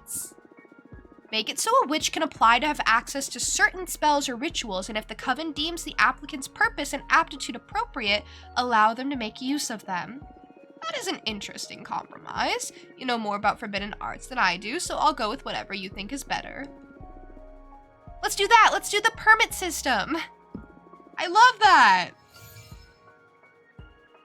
I'm genuinely going with the ones that I like the most, not just the ones that are different, but the ones that are different are good. Probably on purpose. Wonderful. Now on to mortal affairs. Next weekend is gonna be totes fun. I love when you say totes. Totes fun. It's gonna be totes wild. What do you mean interesting? What's interesting? You can't just say interesting, very, very interesting, and not elaborate. Now on to mortal affairs. These are the stances of our competitors. Jasmine says we should guide them, take care of them. I love that. I think that's wholesome. Dahlia proposes cutting all ties. She believes that we shouldn't abuse our privilege over them and just let them be. See, I also like that. Cressa wants to continue exploiting them for our benefit. What's your stance on mortal affairs? Let's ponder guidance. So far, the Coven has been exploiting mortals under Adana's command. Maybe it's time we repay the service mortal societies have been inadvertently offering us.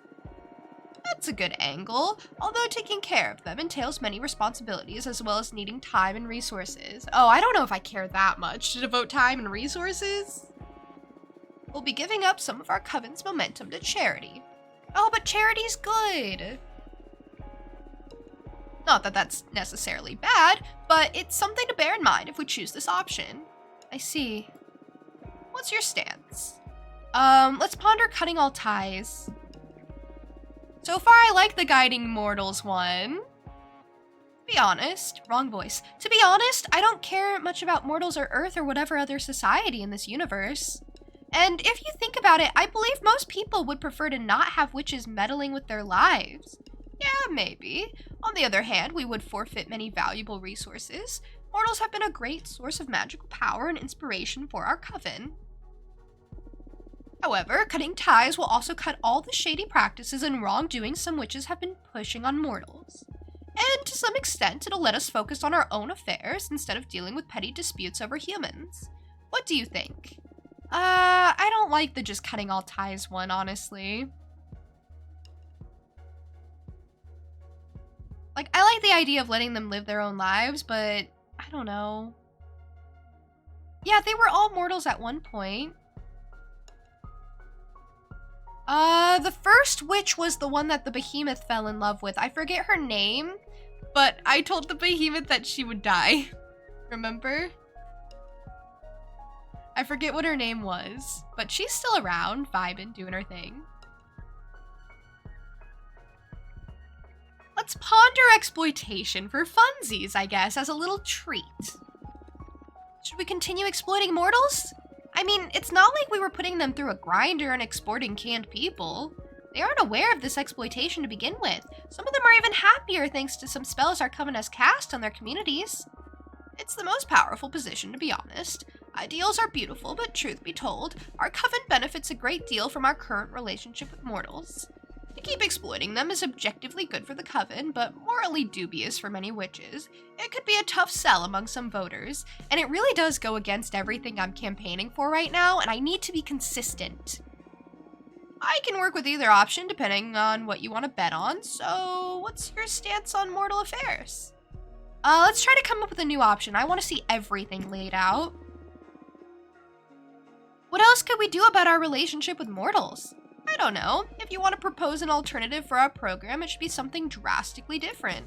Just some iteration on our rivals' ideas would feel uninspired or derivative. What about this? We reveal the existence of witches to mortals. Whoa. Okay.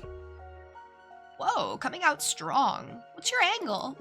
Whatever decision we make regarding mortals would be mortal. Wow. I've been reading a lot today. And a lot of, like, big words. Whatever decision we make regarding mortals will be morally gray since they don't know about us. What I propose here is a simple concept, truth. I don't like it. It'll definitely stir some chaos at the beginning, but in the end, wouldn't it be better if we develop a working relationship and make them aware of our capabilities? Let them ask directly for what they need? That is beautiful, but didn't you pay attention to school? Humanity has a troubling relationship with witches. They burned us for sport. They burned poor innocent women. What can they really do about the real deal? It's like revealing the existence of lions to a rabbit. Okay, but then what if they do, like, go back to their ways? I mean, it seems very far-fetched, right? But what if people do go back to their ways and they do see, like, a weak mortal woman say she's a witch, or say that she will ascend to being a witch, and burn her before she gets the chance, even though she's innocent. You know, that's like putting them in danger again. And also, this is like exposing aliens. Like, it's going to really cause damage. I don't like it. I don't like it. I don't think one coven gets to make that choice. I think that's a higher thing that all witches need to agree on. All covens need to agree on. I don't think we just get to show and be like, hey, we're witches, what's up? No, I don't like that. They can hide or reject us, but in no way will they be able to hurt us. You're underestimating mortals' drive to destroy things, but sure, that could make our program look strong. We can spin a good angle from it. Fair to be attacked in any debates, though. What's your stance on mortal affairs? Yeah, I don't like that. I don't like that. Let's go with guiding mortals. First one, I'm not choosing the unique option. Simply give bone cancer to everyone and make them a witch. Could you imagine? Roger that. Let's talk about witch duties. These are the stances of our competitors. Jasmine advocates for freedom and trust, for believing that every witch will always have the coven's best interests in mind. Dahlia wants to institute some sort of magical tax, have every witch share some of their magic output for common projects.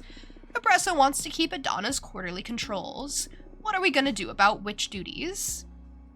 Let's ponder it all. Ponder freedom and trust. Rio, hi! Welcome, how are you?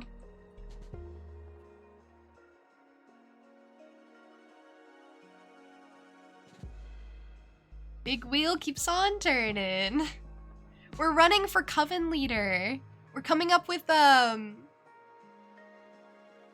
plan, with a program. It's very kind and just, I promise.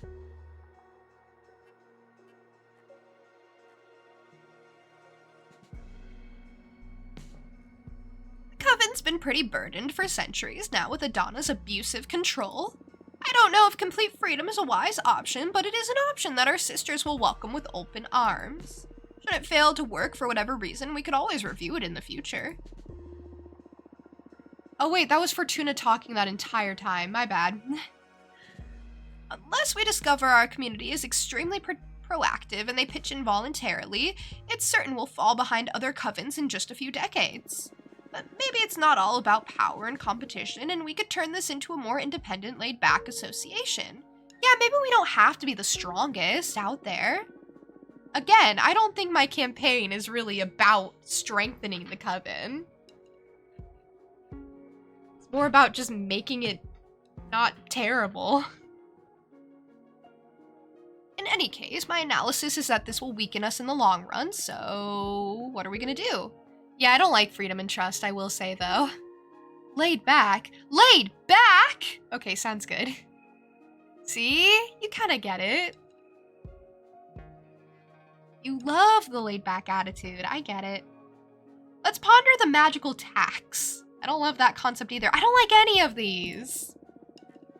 It may be interesting to adopt Dahlia's idea of a magical tax. It doesn't require any specific actions to serve the coven, and it's pretty fair since we'll be asking for a percentage of every witch's magical output, whatever form that takes. Yeah, but we're already asking for like community service. We're already asking for them to agree to guide and protect mortals. Like, how much more can we ask? Like, how much more until it's like, you give everything for the coven? How much until it becomes a cult? No one should be worried about failing controls. You can go about your existence however you want, provided you contribute to the coven's magical reserve. It'll also open the door for us to attempt some ambitious projects, since that much energy from so many witches will be a tremendous asset to work with. It'll drag down personal development, though. Our sisters are used to having their full magical reserves to invest in their personal enterprises. So in the end, it's a matter of putting collectivism over individualism. Having said that, yeah, I never do that. I already have a cult, why not have two? See, I'm just going for something different, you know? Something a little different The whole culty thing. Yeah, I don't love that. I don't love sapping them of their literal energy. What if they, like, stop having energy to give? What if they just don't want to? It seems icky. Ponder quarterly controls. We hate that idea, but we'll do it anyway. I know it'll be controversial to keep Adana's quarterly controls, but from what I've heard, it puts our coven well ahead of our friends and foes, right? Yes, that is true. Right now, it's the strongest option to keep our coven at the top of its game. It comes at the cost of sacrificing personal happiness, but if you want to lead a powerful coven, this is your best bet. Being the best may be overrated, though, if the price is our members' well-being. Yeah, I agree. It all depends on what your objectives are. We can make either point work in our favor, whatever you prefer. Let's try to come up with a new option. All of these are bad. There must be another way to make our coven stronger without abusing our members and without degrading the spirit of becoming a community. In all the years you've spent in this coven, what would you say has helped bring your A game the most? Demand? Inspiration? Sharing resources? I know. Mentorship. My mentor, Euenia, has been a cornerstone in my development as a witch. What do you say we institute a mentorship program?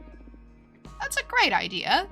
Right now, one of the most pressing issues within our coven is the power gap between novices and elders. Oh, okay. Now we're actually, like, doing something. Now I'm actually seated. I'm listening. It'll help tighten the relationship between different generations of witches, too. I like it. I do, actually. I agree. This idea will be way better received among novices than elders, but why? Elders can, like, try to perpetuate their ideals, way of thinking, their power. Old witches won't be really getting anything out of this deal, so it'll be a tough sell for the less charitable conservatives. A mentorship is something that requires a lot of time and work, so it'll get in the way of many of the elders' plans. You yourself will be forced to take on some apprentices. Think about what that'll mean for your lifestyle. Everyone has to make sacrifices! Let's do that. Mentorship program. Understood. And finally, we have the issue of what to do with Adana's corpse. We scatter it! Licorice, hey! Welcome in, how are you? How has your Spooktober been? Do you have any plans for Halloween? It's coming up in, like, less than a week. Kinda crazy, right? Yeah, so the elders want the gap to be larger. That's what I hate. Do I plan to play the new psychological horror game, Sunagari Chess School? Honestly, I don't play a lot of, like, horror games. The one I'm playing right now is Darkwood. I'll look into it real quick. Oh, it looks cool.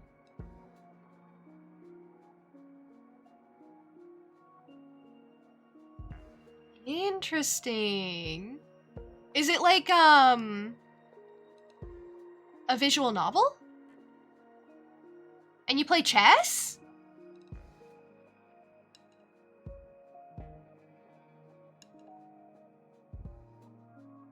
It's kind of giving, Doki Doki Literature Club, actually. Mostly because the girl with the braids does the Monica pose, but her name's apparently Yumiko. Oh, you play chess. I like chess.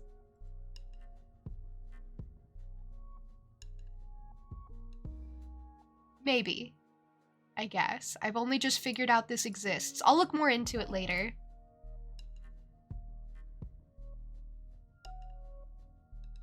It looks cool. I like the chess aspect of it a lot, actually. That might, really convince me.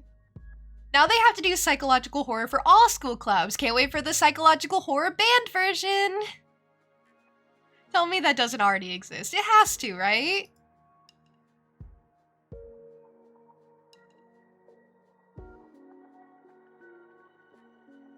Interesting.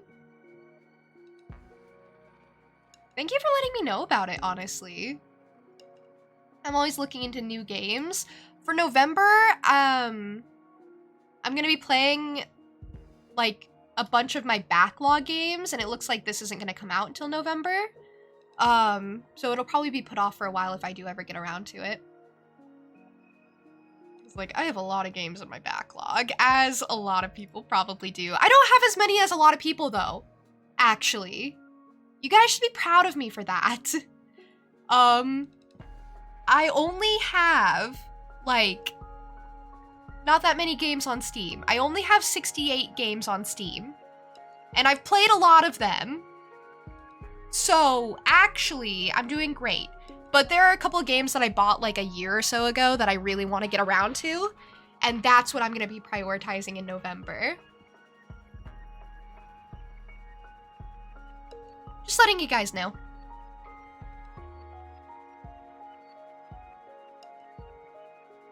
You're proud of me for many reasons. Rio, that is so wholesome. That is so wholesome of you to say out of nowhere. I'm proud of you too for many reasons. How about that? I'll throw it right back at you. I'm proud of you for mostly how your streaming's been going. I like to check in on it from time to time.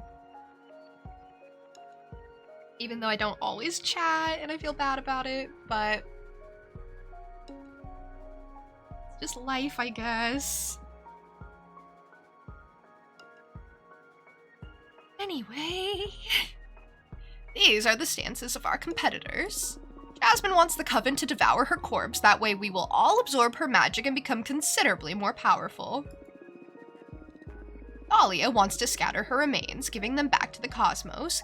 That way more witches will be able to ascend and we will become more numerous and diverse. I love that! See, that's the idea that really made me be like, I have to run, or I have to back Dahlia, because it was really like, I want more witches, I want the power scattered.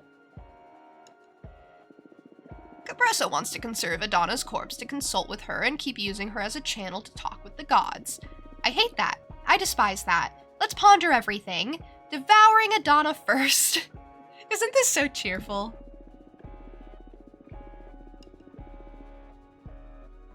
If only I had some daily redeems you could do. Ooh. I gotta stop forgetting about those, you're right. That's so cool. Yeah, I don't really do redeems in other people's chats or channels. I just forget to even look at them. I just don't look. I like to save up the points and see how long I've been watching. I don't know. I like to be like, oh, I have like 20k in this person's chat. That's pretty tight. I must have been watching for a while. Or I only have 3k here? Interesting. You know? Yeah, I don't really do redeems. But I need to pay attention to if anyone else has daily offerings. Was also the first to do the deep voice Rio redeem. I had to! It was so great. I love when people have like voice redeems. I should add more, huh?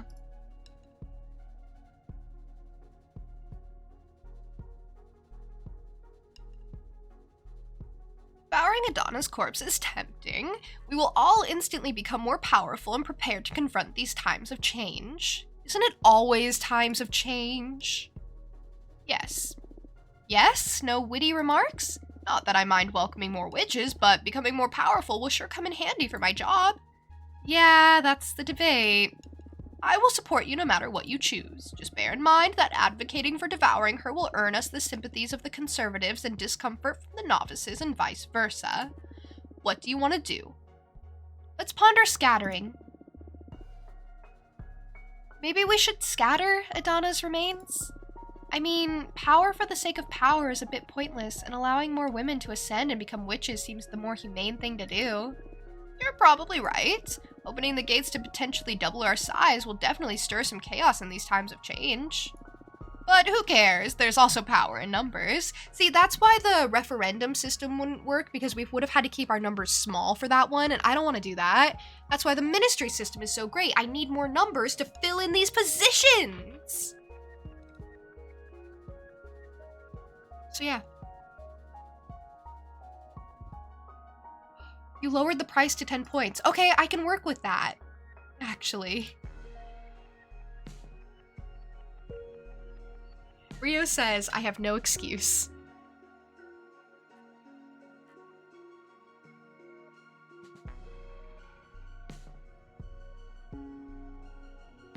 But yeah, that is kind of my favorite thing about the daily offerings. By the way, if you haven't gotten yours in, do that. But my favorite thing is that people can kind of like check in, show that they exist, show that they're here. Same with my just lurking redeem as well, if you want to use that instead. Without having to talk, because I get it. I get when people don't always want to talk.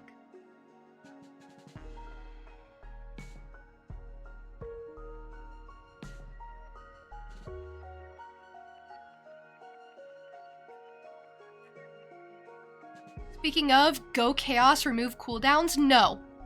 I refuse to remove cooldowns. I love cooldowns. I think cooldowns are so great. I love them so much.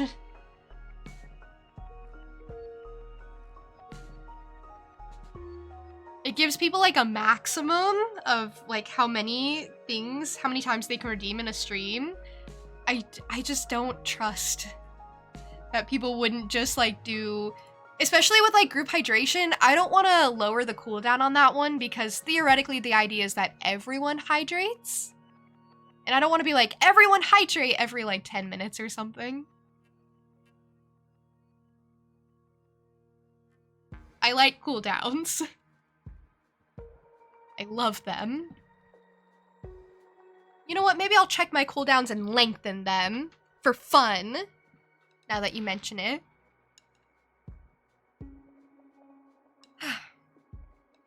Not to get too heated about it. Who cares? There's also power in numbers. Just bear in mind that advocating for scattering Adana's remains will earn us the sympathies of the novices and discomfort from the elders and vice versa. Yep, you said that. Ponder conserving Adana's corpse. I hate that concept. So, Capressa wants to keep Adana's corpse as some sort of creepy advisor. That's right. Ugh, I don't want to ever see those golden masks ever again in my life. Good riddance. Try to come up with a new option. Let's see what she has to say. What if...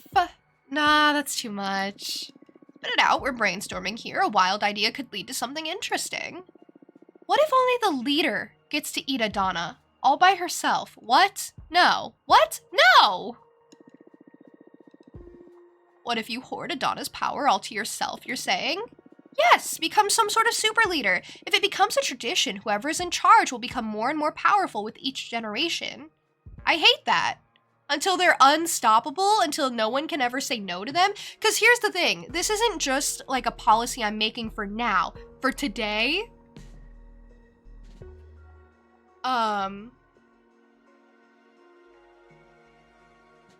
this is like a precedent I'm setting. I don't want to do that. What if leaders after me are terrible? Inheriting all the power of their predecessors, working towards a godlike figure who can safeguard the coven from any evil? That is dangerous. Not a lot of people will agree to this plan. But if you manage to pull it off, you will become extremely powerful. I don't want to imagine what that would imply for your powers. You will be able to rewrite reality itself if needed. I'll support you if that's what you want. It's not, it's horrible. But I love that they give me that option, honestly. Because, like, what if I did want to go for that? Like, what if on a second run, I do want to be crazy, and I do just want to go for power and my own power? Let's go with scattering this time, though. Alright, that's a wrap then. Let's review the program as a whole now. This program is unique enough. I believe we are offering quite an interesting option over the plans of our rivals. Are you happy with it? Would you like to change anything? I think it's pretty good. I'm happy. Let's move on. Great. Wonderful. Fantastic. Now take a moment to look at our program, internalize it, believe it, make it yours. It is mine, I came up with it. You are going to have to defend all these decisions in front of your rivals and the whole coven. But most importantly, I'm gonna need you to sell the concept of it. And for that, we're going to need a slogan. I have a slogan! Vote for June or the world ends soon. But yeah, a slogan. Finally something fun. If I can type it in, I'm gonna make it that. It's been fun all the way for me so far. You're really enjoying yourself behind that haughty pose, huh? Haughty is a word that does not sound good in an American accent. Like, you really have to be like, haughty. I just can't do that. It just doesn't sound right. Maybe it's just a weird word in general. You bet. What would you like to use as a slogan? These are terrible. I can go with make our coven great again. I can go with take fate into thy hands. I like that one, actually. That's very suitable. Stronger together, a real sisterhood, or a very happy coven. See, the last three are lame. Nobody likes those.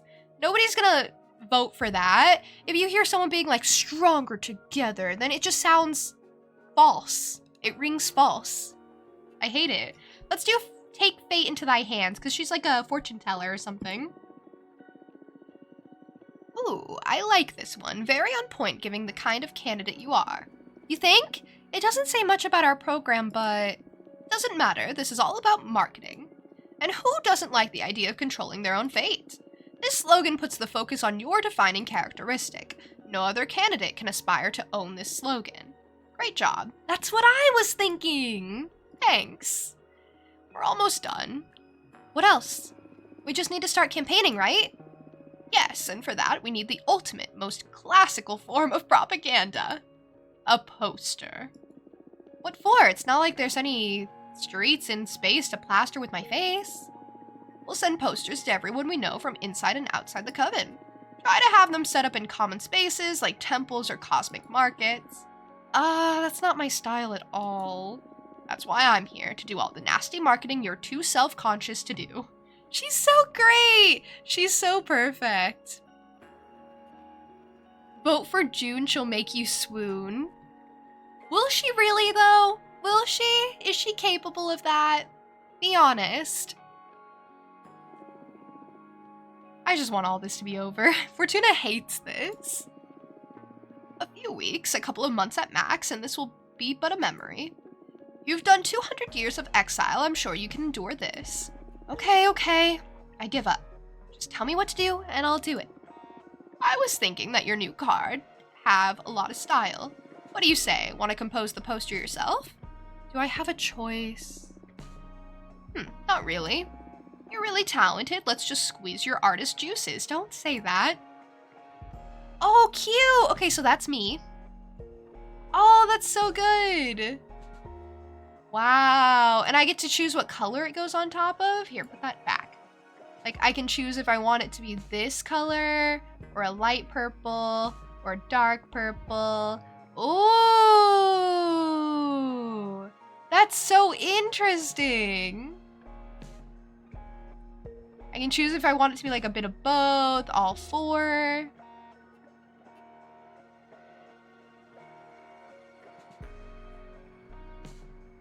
I can make it something like this.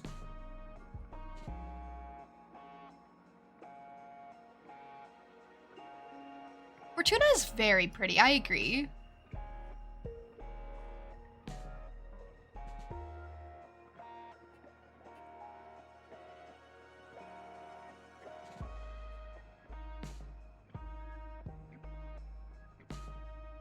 I gotta say, I don't love the star. Let's hide that. Send that to the bottom.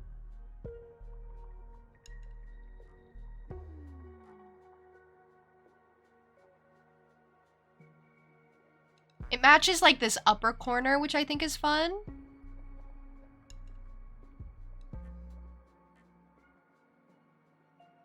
Yeah, it matches this upper corner and brings like the light down, which I think is cool. I'm not gonna use the skulls. I don't think that fits the campaign. They're thinking that the blue stars fit the campaign.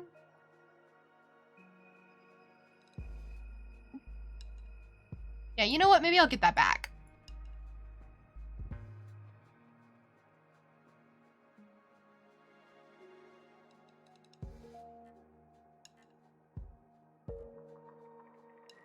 Okay, let's put her here, and let's just put, like, some stars around.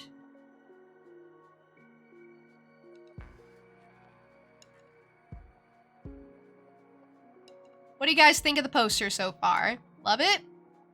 I like it. I think it's honestly pretty good. It's honestly pretty good. Mm-hmm.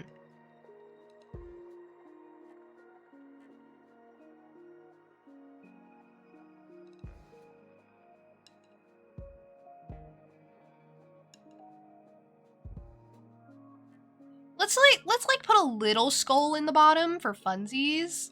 Just as a little flirtatious little I'm gonna end everyone's lives if they don't vote me little threat. Just a little, this could happen to you. Thoughts? Looks great, so creative. Thank you. You know what? I think so too.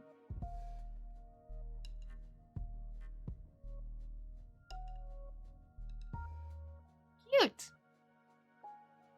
I don't like the skull anymore. I think it's a lot. I actually think it's not good. Dang it, stop moving that.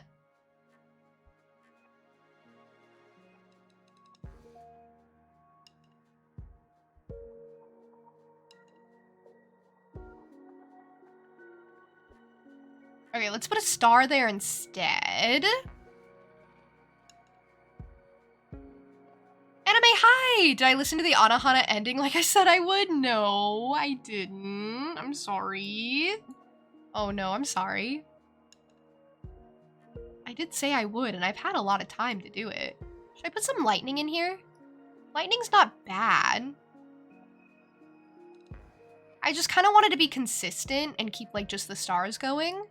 I think just staying simple would be smart.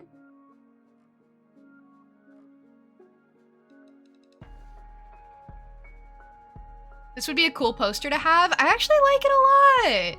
I'm glad I didn't use just like a solid color. I like the like squareness of it. I think. You guys like it? I can like move this around a bit.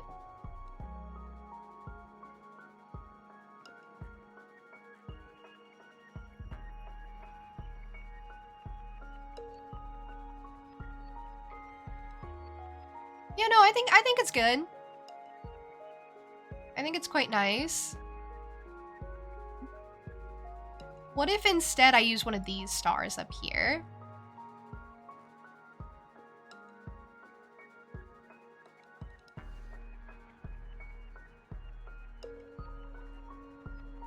I do agree that Fortuna is very pretty, by the way.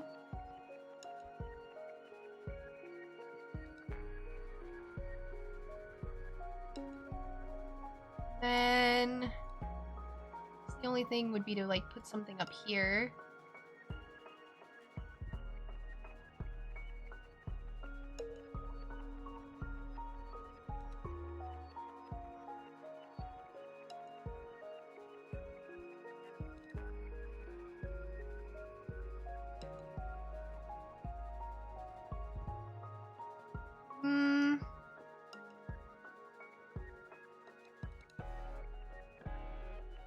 I kind of hate it.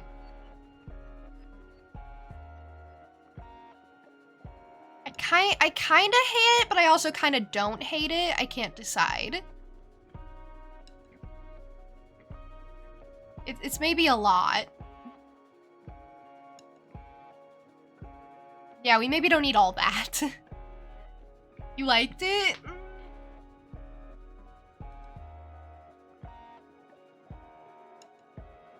I think this should be good.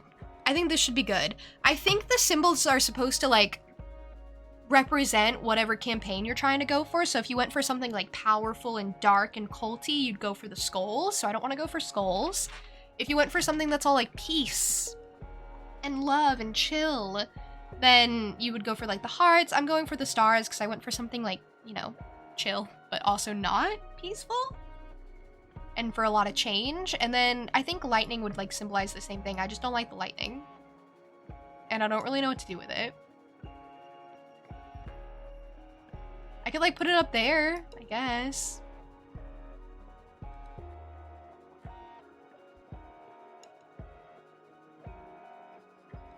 Okay, nobody likes that. My bad. Okay, what if I put like a really tiny star up there? It's like that empty space is just kind of bothering me a little bit, you know?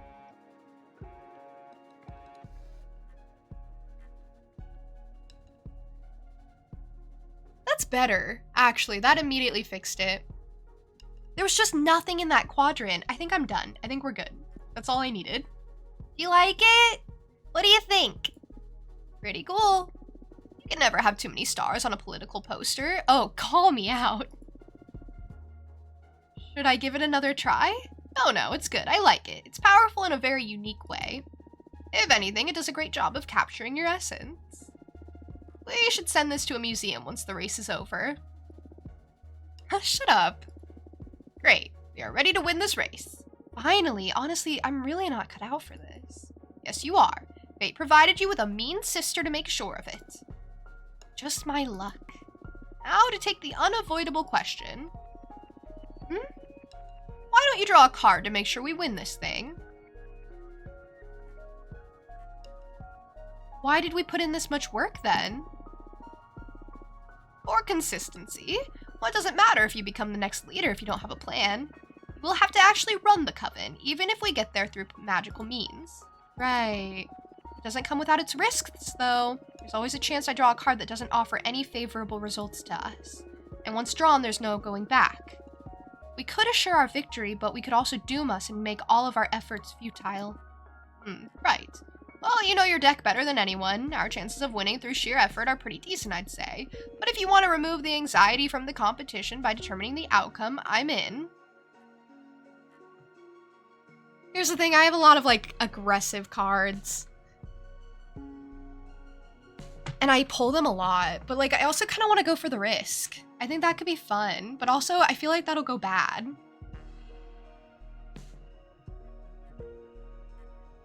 So I don't know, it makes me nervous. And I kind of want to win. And I don't know if I have that many good cards.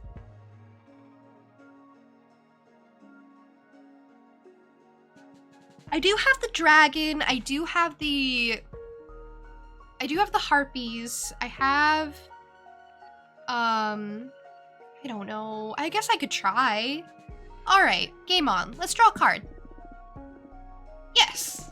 I can't get enough of your divination. It's always so thrilling. Let's hope this thrill pays off. It's gonna go bad. It's gonna go bad. This reading is gonna be nerve-wracking! More than reading into your sister's death? Yes! Ouch. Reading into your end was more like morbid curiosity, whereas this card is about to seal the outcome of many weeks of effort. You're right, I'm nervous too. Hit it. Fortuna, draw a good one, draw a good— No! That's like the one I didn't want! Sorry, that was really aggressive. That was really aggressive. I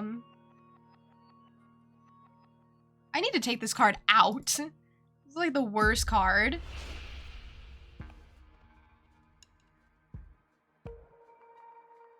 Either Jasmine wins, or we win, but it'll cost our friendship. And she'll regret it until she dies. But I want to win.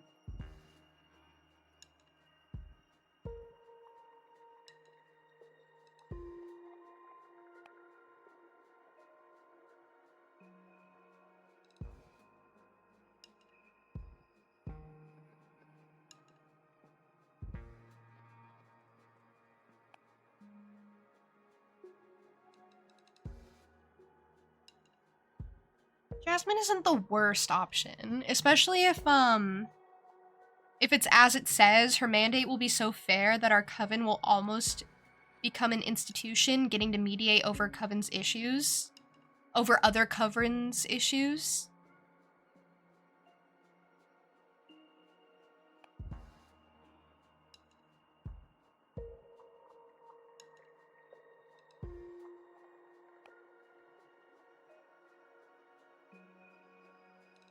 Fine.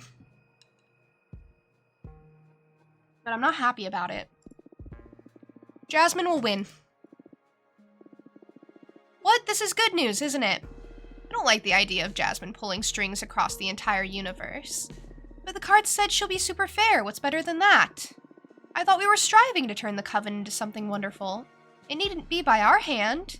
Yes, I guess you're right. But didn't you want to win? Don't you have blood in your veins? I didn't really care much about becoming the next leader to begin with. I did. Should we drop out of the race?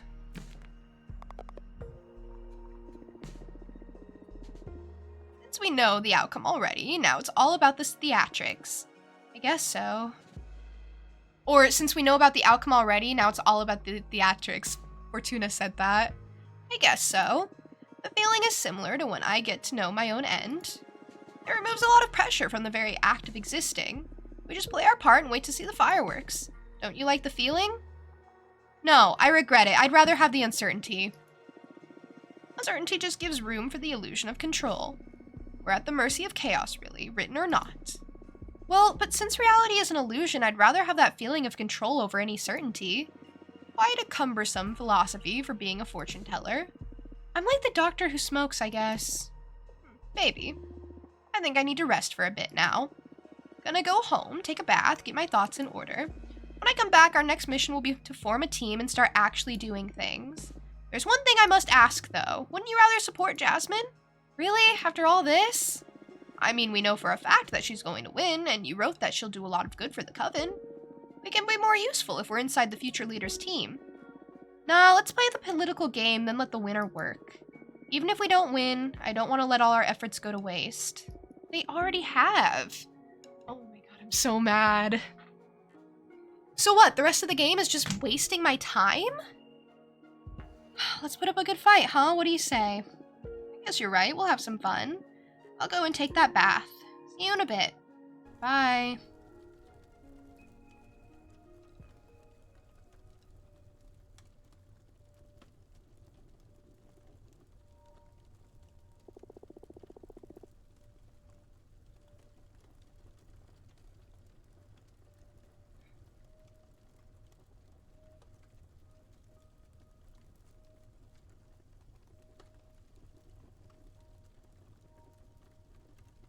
I guess I'm probably just mad because I wish we'd drawn the card before I went through all that time of making a campaign and reading through everything. I would have just picked at random in that case.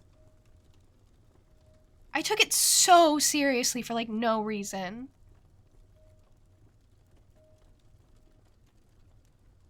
Alright. Please wait here. Yuena will be here in a minute. What is this? Am I dead? No, don't worry. You're not dead at all. I shouldn't say a lot more, though. Why not?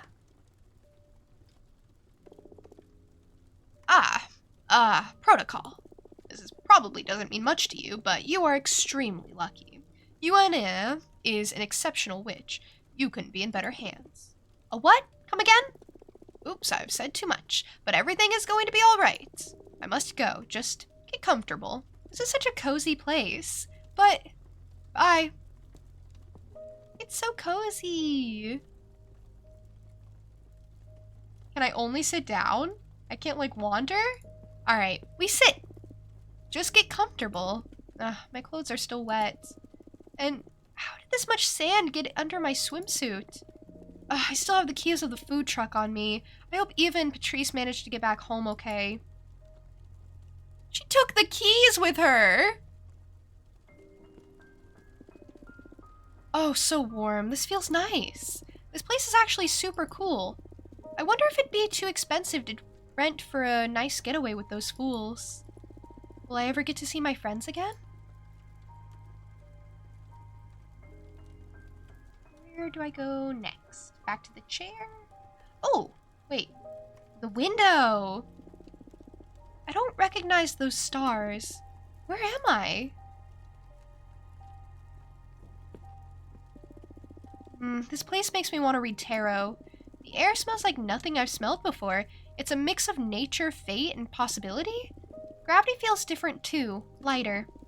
I feel like my mind is slowly shedding some dry husk and a fresh breeze is starting to blow through it. This trembling, this isn't fear. It's excitement. Oh no. I feel like I never want to go home. That's Eugenia! She's pretty! I love you already. Relax, I'm here to look after you. She's so pretty. I love her walking sounds. You were from Earth, right? Earthlings always have the worst time processing their ascension. Your collective subconscious is too cynical. Your society rejects magic with a strength unlike any other in this universe. Just let it sink in. This is something good, I promise. Dear, very observant. My kin are what human witches call deer folk. Oh, and you are a human witch, by the way. Is this really happening? Yes, congratulations. You ascended. Please, don't be afraid. She's literally saying, be not afraid. I'm not afraid. This is the best day of my life. 32 cycles left. Everything is set to go. Is that really how he appears? He just appears with his whole face in the window? Like, from our perspective, he's just kind of, like, around. Here, it's just kind of, like, his face is in the window. Would I be afraid? Maybe a little. Not afraid of her, but more afraid of, like, the unknown. Everything is set to go. Election day has just been announced. We're merely 32 cycles away from it. We have everything we need, so let's get to work. Yeah, I'll try not to be too discouraged about the fact that this is all pointless.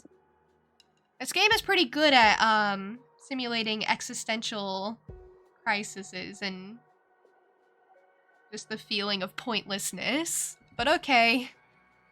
Most critical point is, what do we do with this massive behemoth? I don't care. Yeah, that. What do we do with your sister's savior? What could we possibly do with the help of an almighty being, older than time, who's able to grant wishes? Can you make everyone vote for us? Yes. What are you willing to pay in exchange? Can't you grant wishes without a price? Aren't you and Fortuna's friends at this point? Yeah, I love Fortuna, but the cosmic wheel needs its offering in order for my magic to work. What can a behemoth do for free? I could disguise myself as a familiar and deliver messages. I can harvest energy. I can spread rumors. Interesting. And I think that's about it, if we don't want to draw too much attention to my powers. It's already more than I expected, so great. Happy to surpass your expectations, O dominant sister. Which grimoire of clowns did you find this one in, Fortuna? Let's check the vibe of the coven first. Programs have already been made public, so witches are starting to form their own ideas regarding this race. We can tap into the mind of the coven with the Dream Ball. The Dream Ball allows us to get real-time readings on our community's desires and expectations. Hence, we can filter the current vote intention. This will be the pivotal tool for adjusting our strategies as the race progresses. Oh wow, that's like a whole thing. Wow, that's actually, like, in-depth.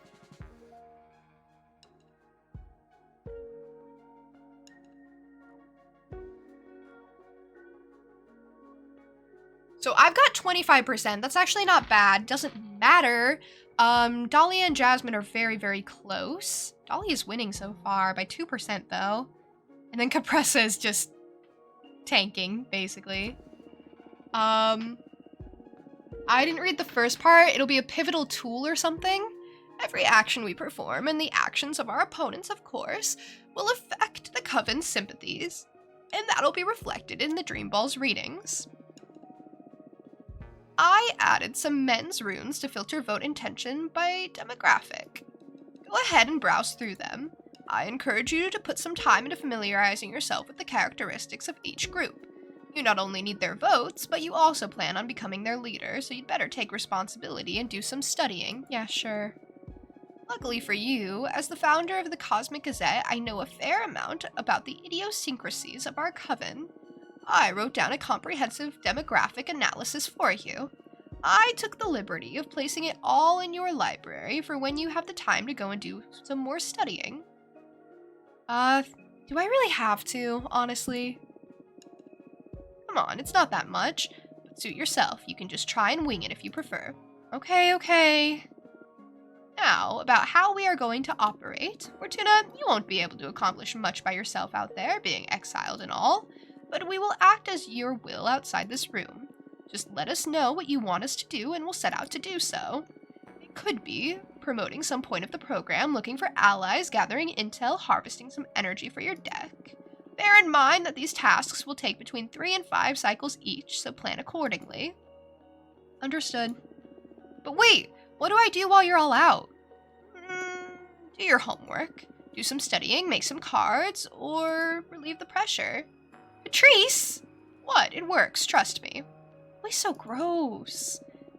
As the race progresses, you'll have to meet some prospective allies or even rivals here in this office, so don't worry, I don't think you'll get much idle time. Okay. Everyone ready? Any doubts? Let's conquer all. Well, rather than conquer, let's have our sisters put their trust in us. Yes, of course. It was a figure of speech. Yeah, sure it was. ACT, welcome in. Thank you for the group hydration. That means everyone must hydrate, not just me, so take a sip of whatever you have nearby.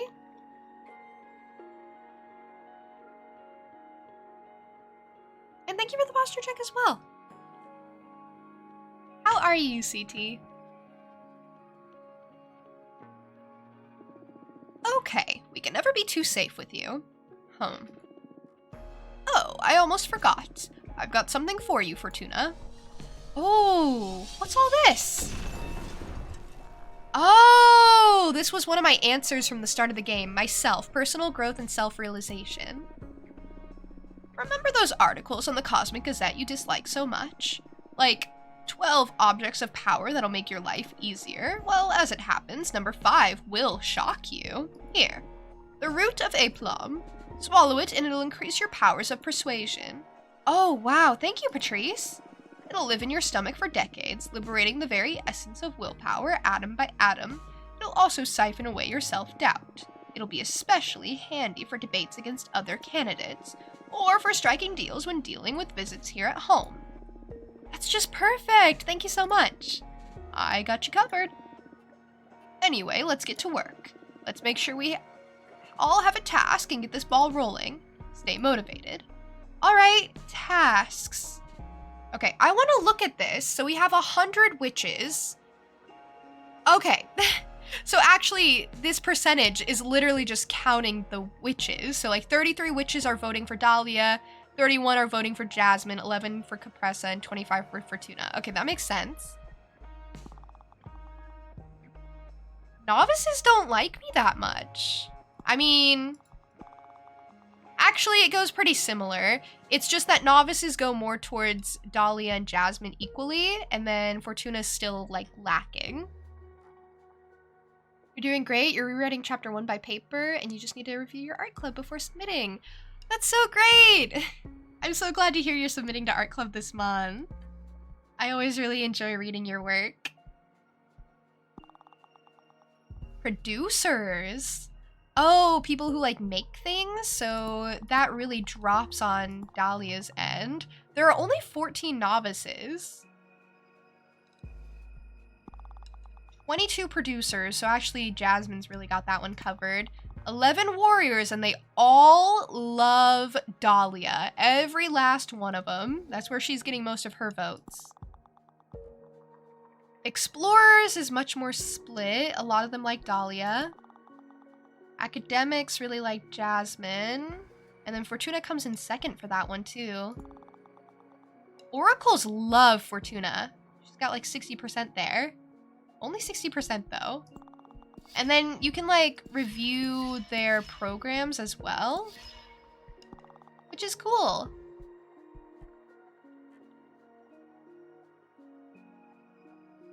We're also gonna rewrite chapter 2 and 3 before starting chapter 4, because chapter 2 is gonna be changed a lot.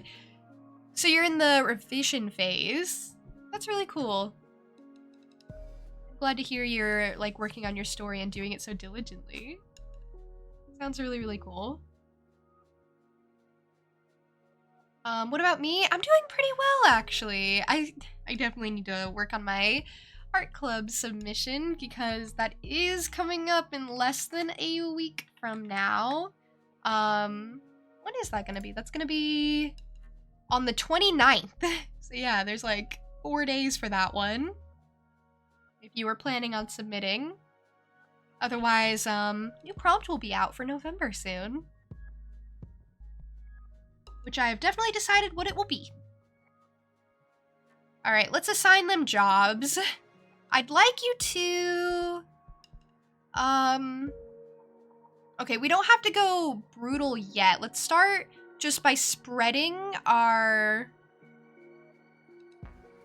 like, vision to people. So either look for allies and opportunities or promote our program. Promoting our program seems too middle of the road. So let's do that. Look for allies and opportunities, please. Nice. I have some ideas in mind already. See you in a few cycles. Okay, see ya. And then you. I'd like you to... Let's start off by harvesting energy, honestly. Or look for more allies and opportunities. Maybe I don't need energy just yet. You look for allies and opportunities too. Understood. I'll comb the cosmos and see what I can find.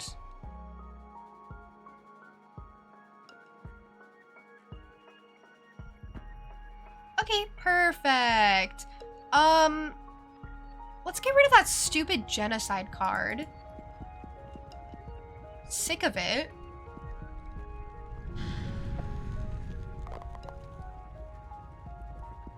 I was gonna keep it because I liked having the balance of bad cards, but I hate it, and I'm sick of it. I don't want it anymore.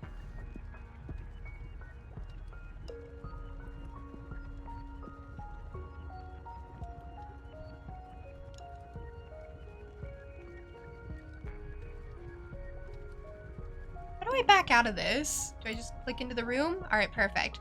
Let's go make a new card.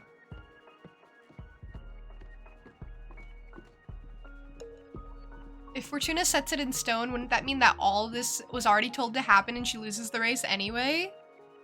I don't know how the game itself works, but in universe, yes.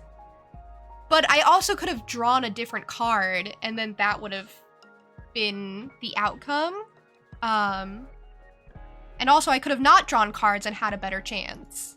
I don't know how the game itself works. Because I also could have chosen to win. Just to have my friends hate me forever. I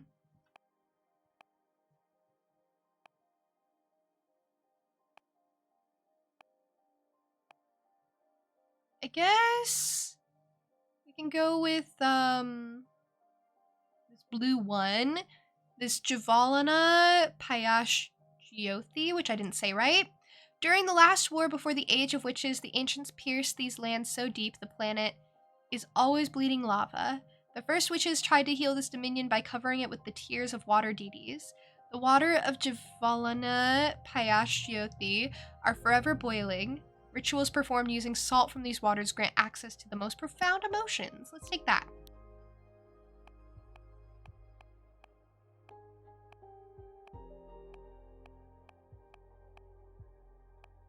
We could put the shaman in there. Shamans have been taking care of the soul and heart of many tribes since the birth of mortal kin.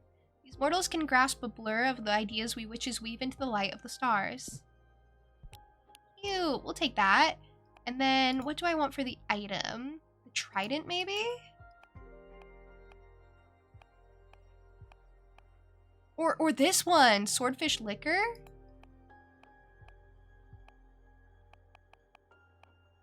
One glass will make you happy, 2 glasses will make you horny, 3 glasses will make you honest.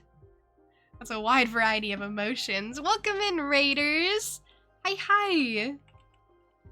Jessa, thank you so much for the raid. You are so lovely. How was your stream? And Meta, thank you for coming in with the raid! If those of you just joining us don't know me, hi! My name is Juniper. I'm a jackalope girl. I typically play a lot of cozy games like this one. I do a variety of things. We've been doing a bunch of creepy, spooky, scary games during October since it's been spooky season. I also do art from time to time. I do actually have an art club stream coming up soon as well. That's an event I host in my Discord server. I'm really glad to hear your stream was good. You were killing lots of zombies. Impressive. But you have to raid and run. Have to pick up your daughter. Well, best of luck. Travel safe. I really do appreciate the raid. I will do my very best to take care of your community that you have left with me. Which you've actually joined at a good time. If you don't also need to raid and fade for whatever reason, which I would totally understand. I'm about to make a tarot card, which is my favorite thing to do. Okay, I have to include a lot of things in here.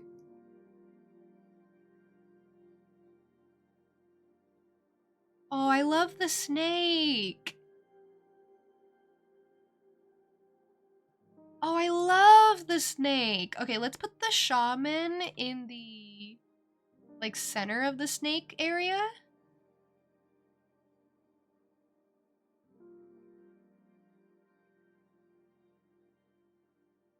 That's pretty fun. That's pretty whimsical. We can put, like, the, like, little jar of liquor next to him. It doesn't have to be liquor. It can be anything, honestly. We'll put it there. Cute.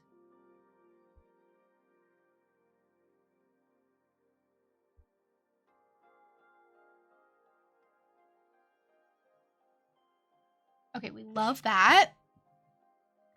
Seems like this will be a positive card. Yeah, I'm trying to make a positive card. I should have taken that other card out like ages ago. I loved having like the variety, I guess. The swordfish can go with the other fish. He's chillin'. I'll even let him keep his little sword. The staff can maybe be placed like behind him.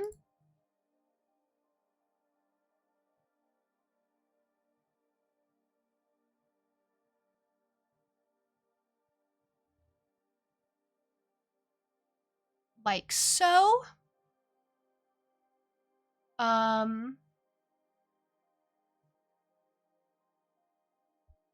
Let's get some more of these swordfishes going, because just having one is like really weird and awkward.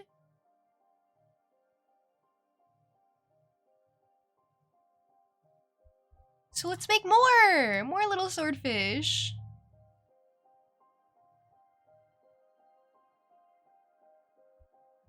Get another one. How many should I make? How many is too much, do you think? None? Swordfish are good.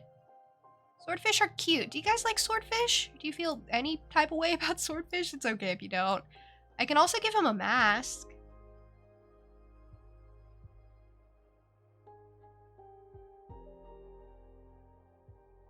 Oh, shoot. I didn't mean to move him. Okay, there he goes. So I could, like, give him a mask.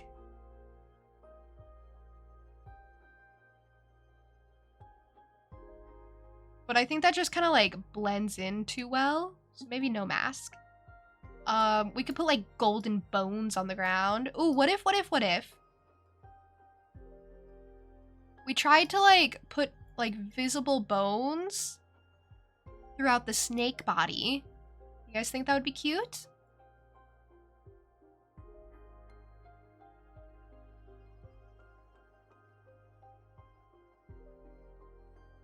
I'm not going to pay attention to what anatomy I think this poor little snake would have. It's an eel, actually. It's probably just an eel. That makes sense. But like, wouldn't that be kind of cool?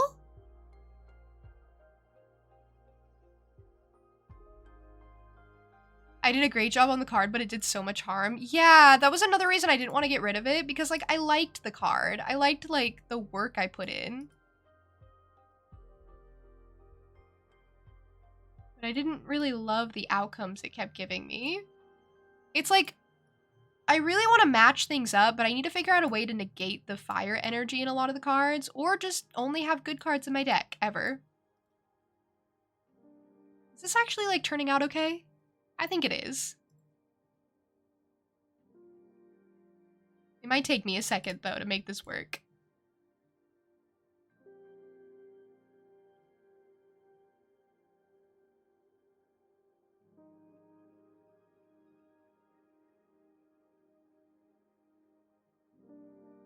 Love the bones. I do too. I also love the bones. I think it's a clever idea. I think it's just, you know, time consuming. This is why I, like, hesitate to get rid of any of my tarot cards, because I've spent, like, time on them.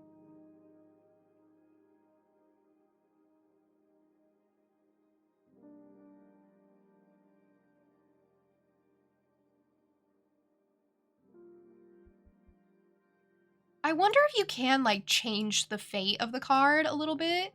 Probably not. Everything she said has come, like, perfectly true.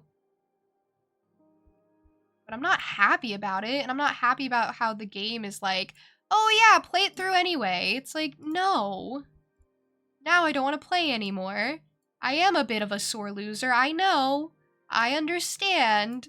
But also, it doesn't change the fact that I don't want to play anymore.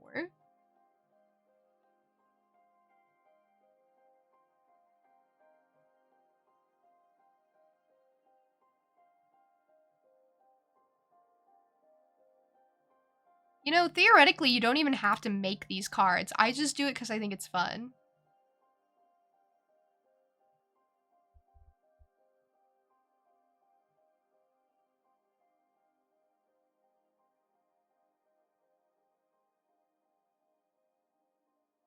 I imagine this game would go a lot quicker if I just kind of like hit finish. Like the second I got a card. I'm only gonna make them visible on like one side. I think that's better.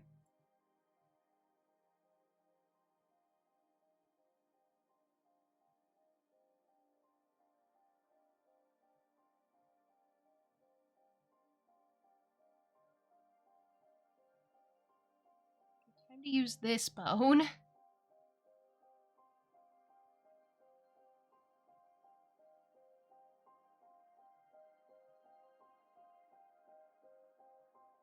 Can I make it smaller?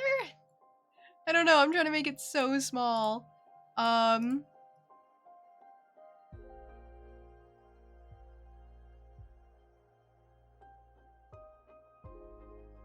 my god, okay. It's so hard to like move it around when it's so small.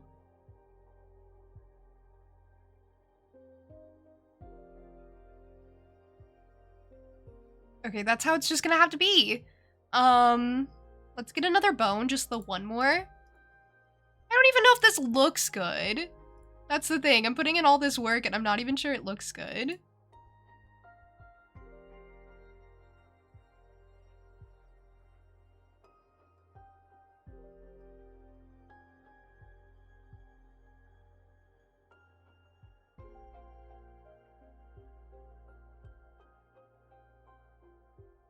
Okay. It's not bad. It's not bad. It's something that I made. It like spices things up, which I like. We could add in a little cup.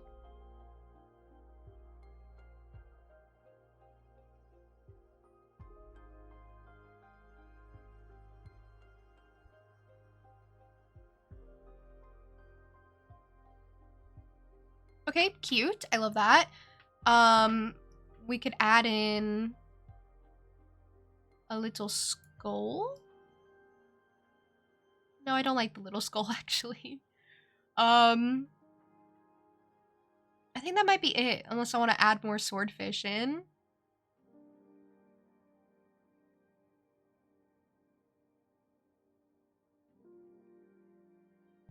Okay, finish! Please be a good card. I spent a lot of time on it. Understanding! See, that's good. That sounds good, right?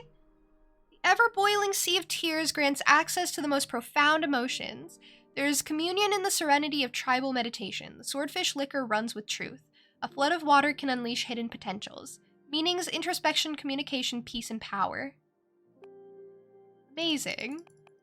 How many cards can I even have? I have 2, 4, 6, 8, 10, 11 right now. I can have 2, 4, 6, 8, 9 more. So I can have 20. Okay, can I try to make a new one? I have so much fire energy. I don't want fire energy. Look, this one even says Pleasant Prairie. When Jasmine's mentor retired, I hate Jasmine, she summoned a dozen acres of enchanted grasslands, inspired by a poem written by the youngest witch of her coven. See, that's cute. Let's make that.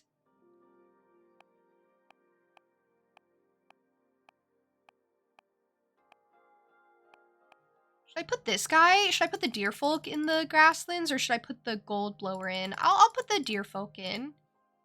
Or I could put the harvest oracle in.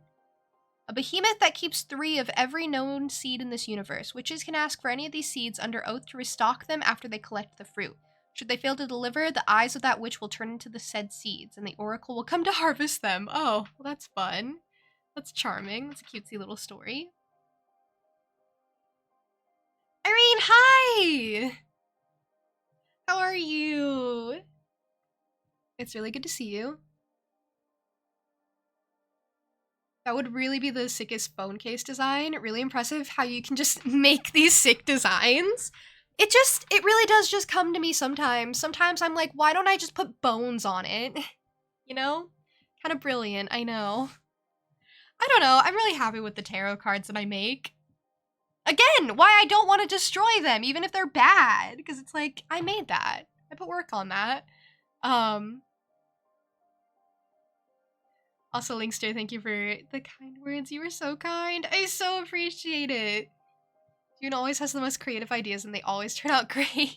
Thank you. Especially because I was like really doubting that one while I was making it. I was like, I don't know if this is coming out the way I thought it would. Truly a great artist and designer. You're doing great and it's always the best seeing me have fun. See, you know, I may not be able to win the race, the election, and I may be wasting my time, but I like making tarot cards. So, you know, I'm still getting joy out of this. Beholder, welcome in, by the way. How are you? Sorry, I read chat upwards and backwards. I do that sometimes. It's just one of my quirky little things. Sorry you're late? No, don't be sorry. You were trying out stuff because you're at a funeral on Monday. Not someone you know. It's good that you're going to support, though, you know?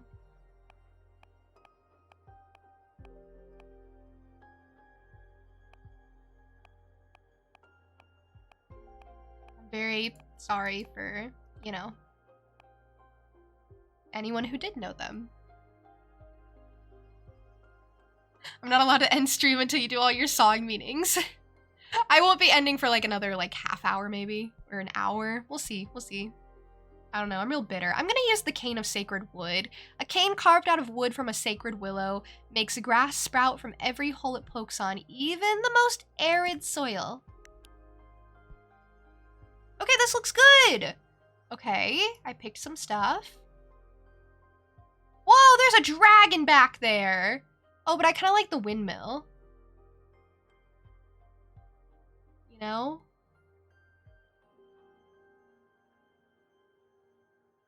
Yeah, I think I like the windmill. Dragon is good. Windmill is gooder. Alright, let's make something.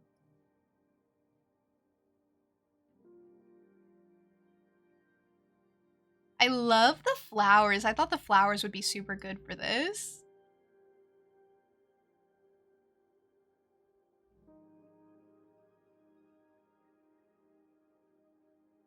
Okay, we can make him, like, hold the staff, which I think is fun. Or, we can kind of make him hold it like this.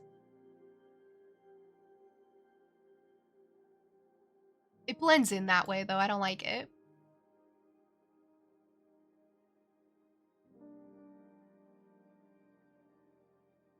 I mean, it blends in that way, too. But at least, like, that way.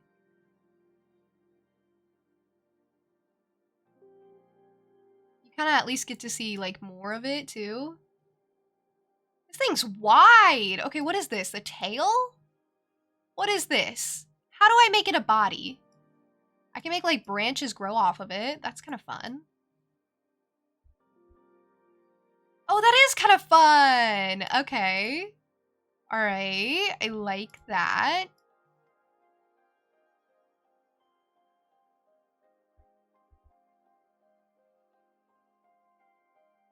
Okay, wait. I can make this work. Should I give it armpit hair? Or was that my first thought? I don't know. It's called being creative. It's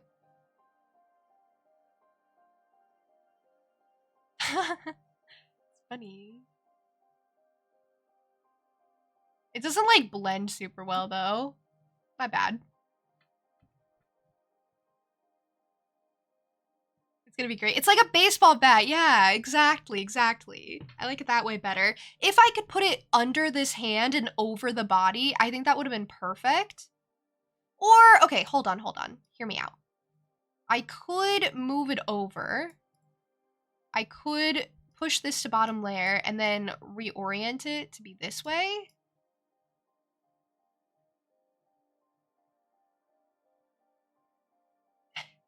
And then he's just holding it really weird.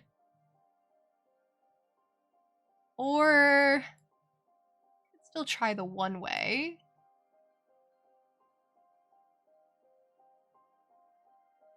Okay, maybe that's better. It kind of blends really well, which I don't love, but, you know, not the worst thing in the world.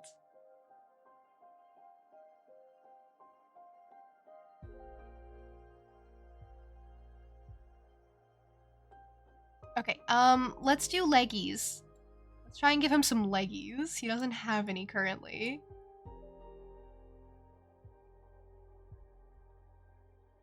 That blends in, like, super well. Let's get a second one going to make it a bit thicker. I want him to have, like, a sizable little leggy. Okay, alright. That's something. We're doing something. I need another one. Here, you know what? Just copy one. Nope.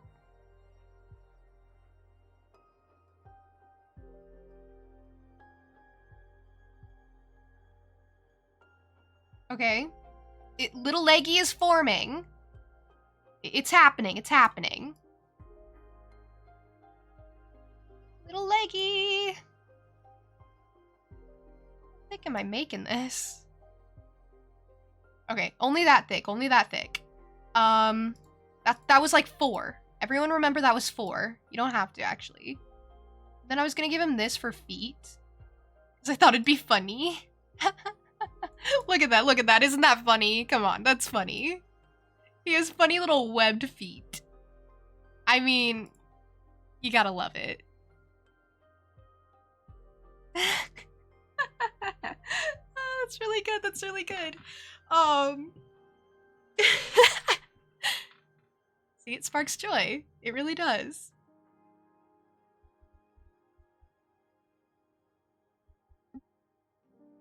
Okay, I'll just make it from kind of scratch. They kind of remind me of, like, the tree people in Frambeau, right?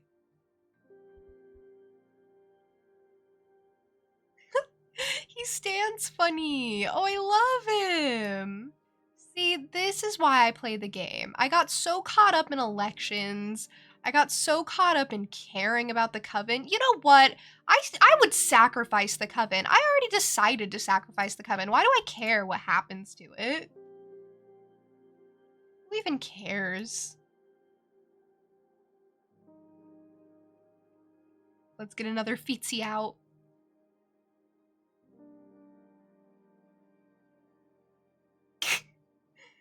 So silly looking.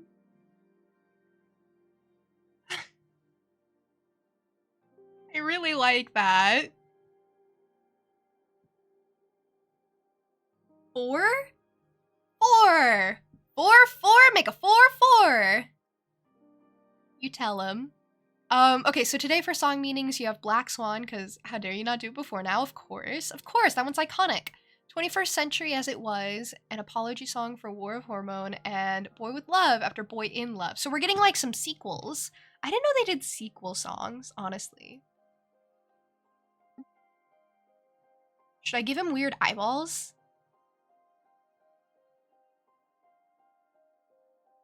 Make him a little cyclops? Boop.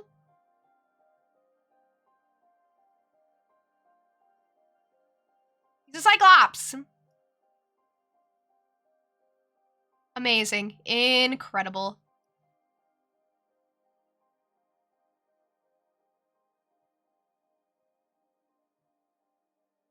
Actually, I put it in the wrong place. That should be where the Cyclops eye should go.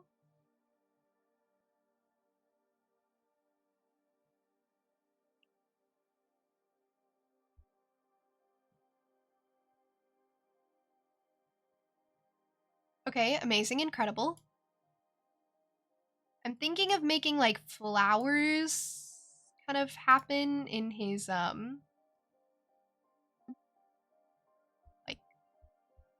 mane, I guess.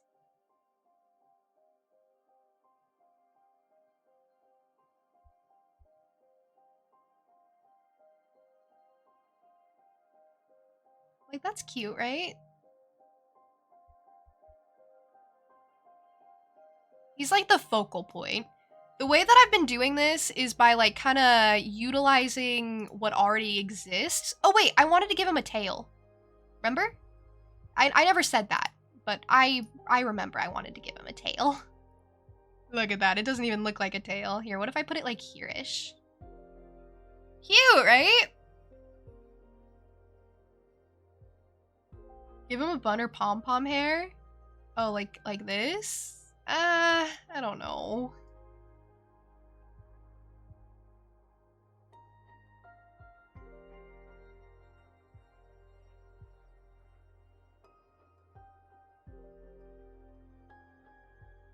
I have nothing for the sky. Maybe he shouldn't be so low. Maybe he should be like up here. Like, how am I gonna fill in the sky? What if instead I kind of do put him over here? Where it's kind of like vacant? And then the sun can be here?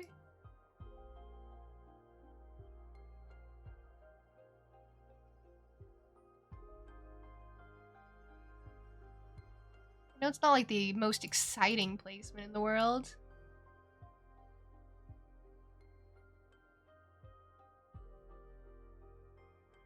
Like, that's kind of nice.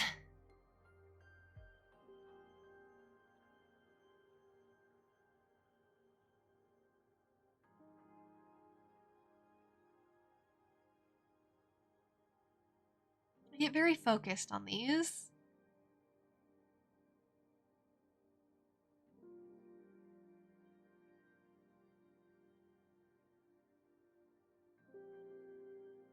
Because this is my favorite part of the whole game.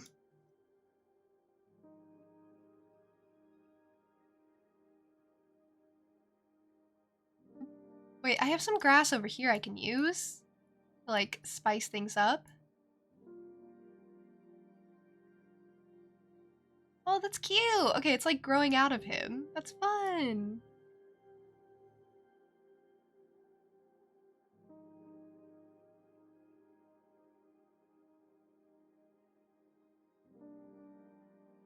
Okay. Cute, fun, good.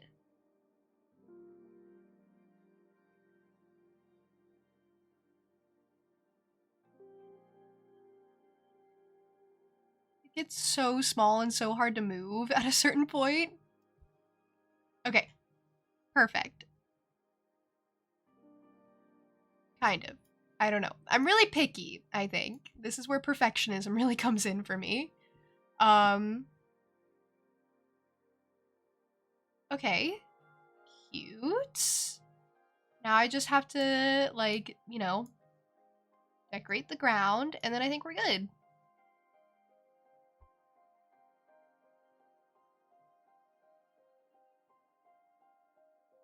That's all. And then this better be a good card with all the work I just put into it. That's the thing. What if it's not a good card and I have to trash it?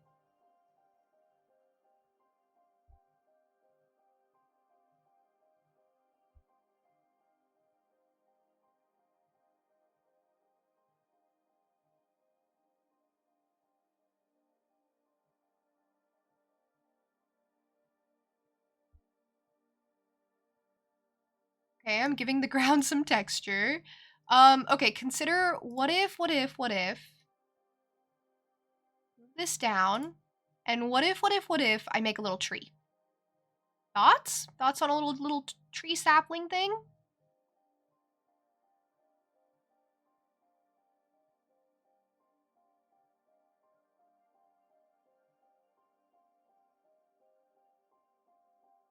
Little happy little tree, right?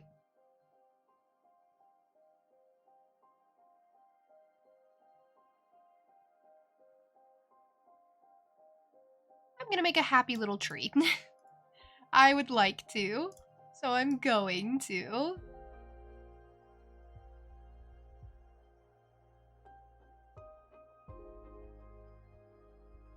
Gonna take a bit of stacking, but I think it's gonna be good. See, it's already coming out pretty okay. Love to see it.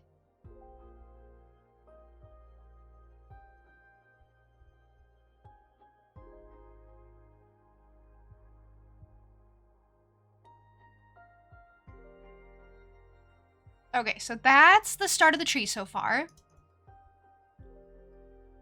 And then I'm thinking I want to do like branches.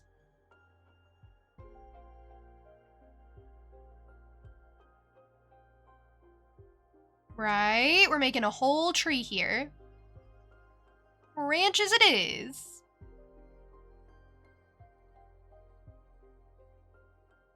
Cute, right? Cute. Everyone agree with me. I just need something with more height over here. I'm gonna put like this behind it, by the way, so it'll like actually look like a good tree.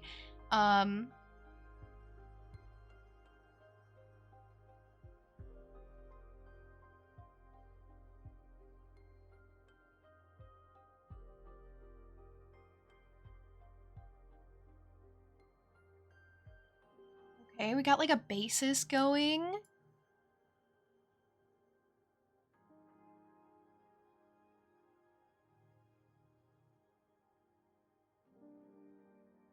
We could put like some grass at the bottom to like disguise how like square all this really is.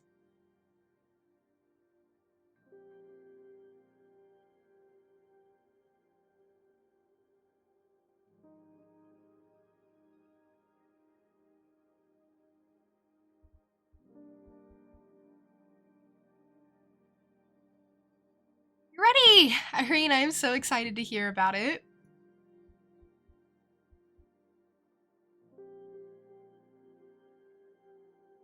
Okay, and then we try to like shape up a tree.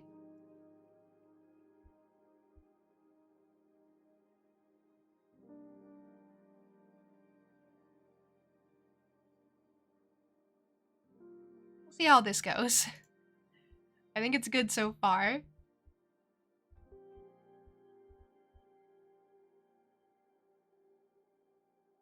The thing is, these are very square, so I gotta try and make them look rounder.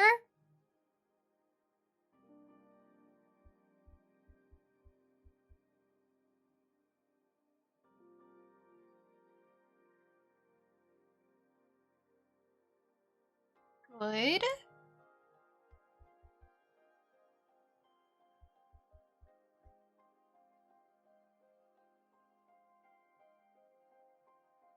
Good. Okay, we're doing something. We're doing something.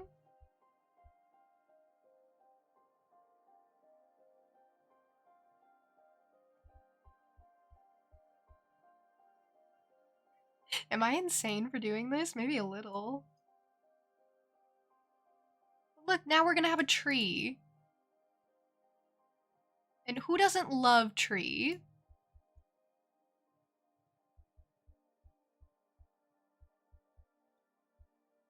Oh.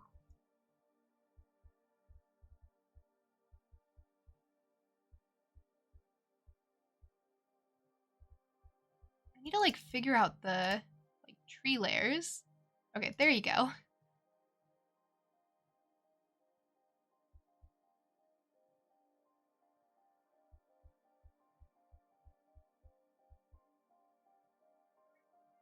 It's like a little tree. I think the game creators would be very happy to see how much work I'm putting into this. I feel like this is what they wanted. I feel like other people could definitely make something like way more involved, way more creative than me. But you know, who's going to?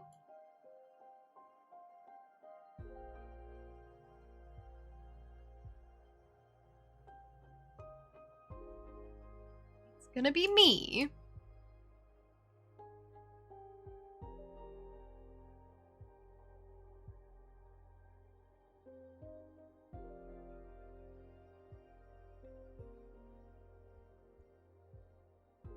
Okay, let's fill all this in.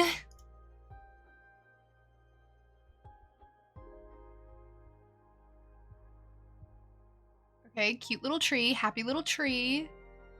We all love the happy little tree. We can put like some more leaves in here. Boop. We could put like some flowers in to really like, you know, indicate that he is tree. We could put like some more texture on like the outside of tree. Right, right. More of these broccoli things outside. And then you got like a whole tree thing going. We could put like little flowers in to really like sell that it's a tree, even though I made this tree. And I'm happy about it. I'm proud of my little tree. It's a happy little tree.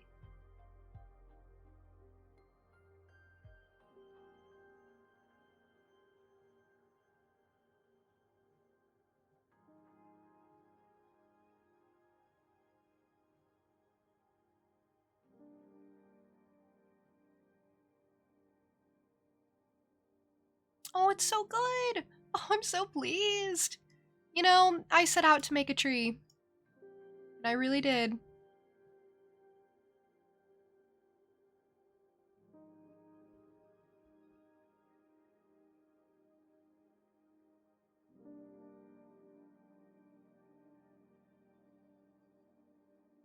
It's a tree! These are all like individual little pieces in here. It's a tree!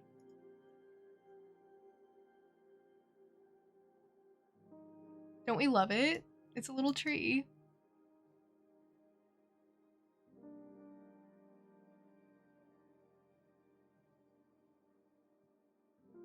Tree! Tree! I don't know if there's anything else I can add.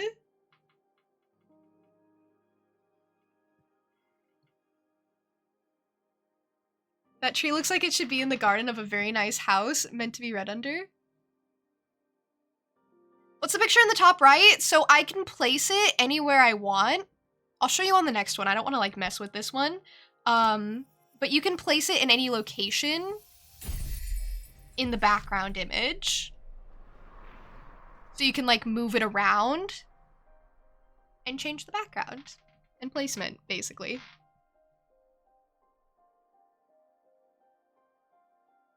Okay, so Black Swang meaning, my bad, refers to the dark shadows and fears that they have. They have many interpretations, such as the fears they will lose interest in what they are doing, or that someone is killing their passion. They also could fear that one day they can't do music and they're scared of failing. That sounds so vulnerable. They got really vulnerable on that song. No wonder they put so much work into it when it came to like the music videos and the performances.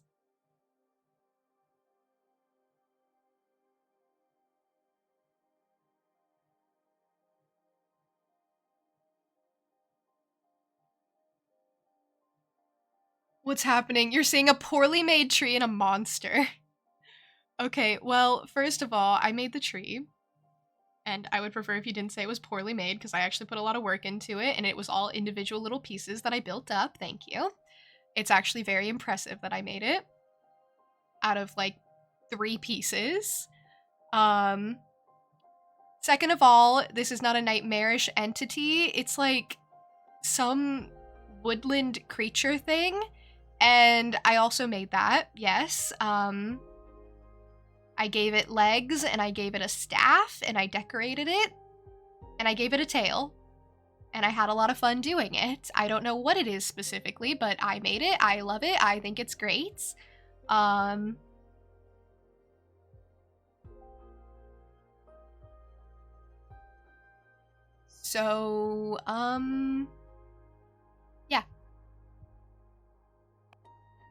That's kind of how it goes with all of these cards. I feel like out of context, maybe it's hard to appreciate them. Like this one, for example, that mech in the background is made up of individual parts as well. And I put it together to make it a mech. And I have a lot of fun doing it. All of these are little individual parts that I make, like this dragon, for example. It was also individual parts that I put together. These are my earlier cards. I'm not proud of them. I didn't make this one. Wow. Yeah, I didn't make that one.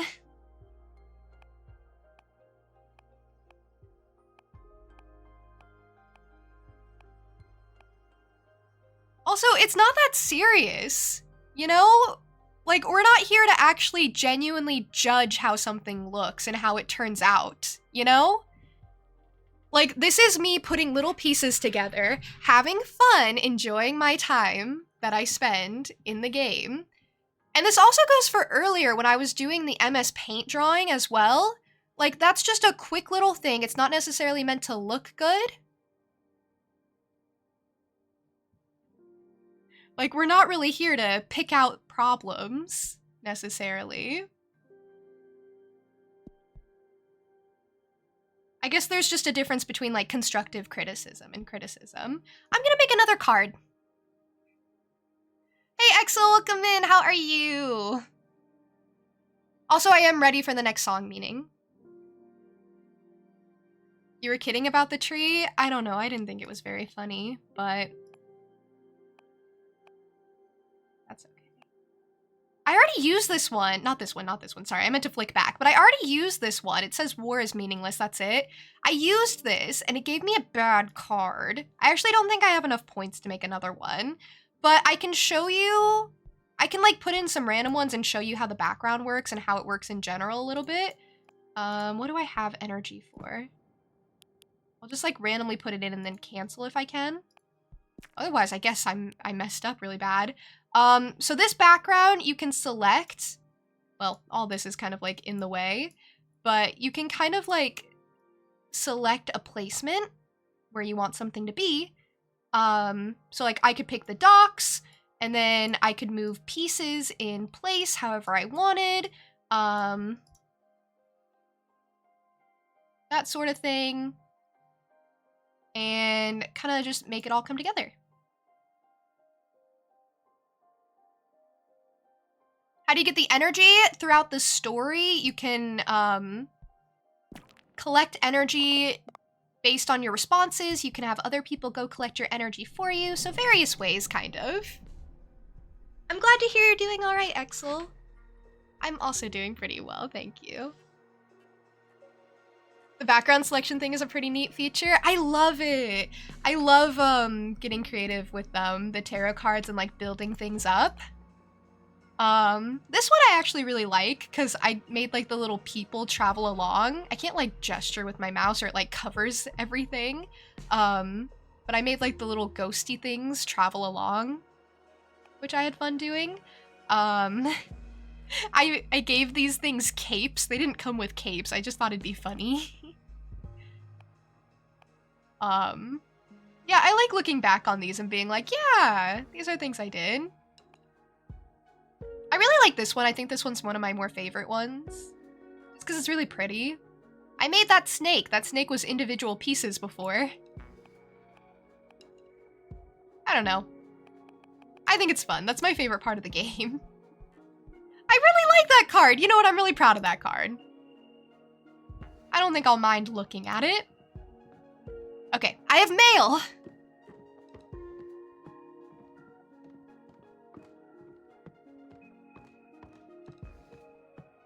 There's 4 colors. Do they represent the people? They represent elements. Hold on. They represent elements, so the blue is water, the red is fire, the orangey tan is earth, and like the pinkish salmon thing is air.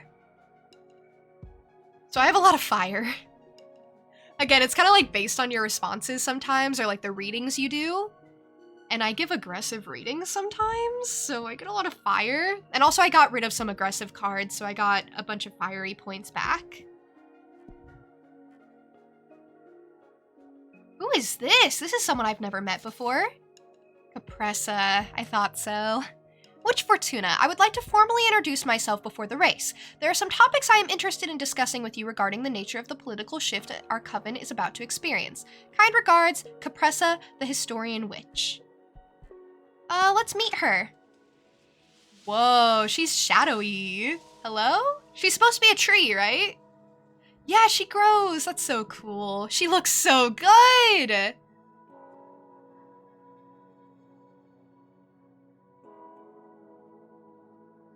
Hello.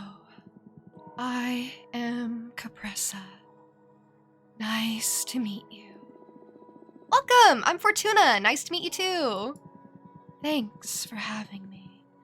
I wanted to introduce myself formally before the race becomes hectic. That is so kind of you. I'm sorry that you had to come all the way here. There are still 800 years of exile left in the sentence Adana cast over me. I'm well aware.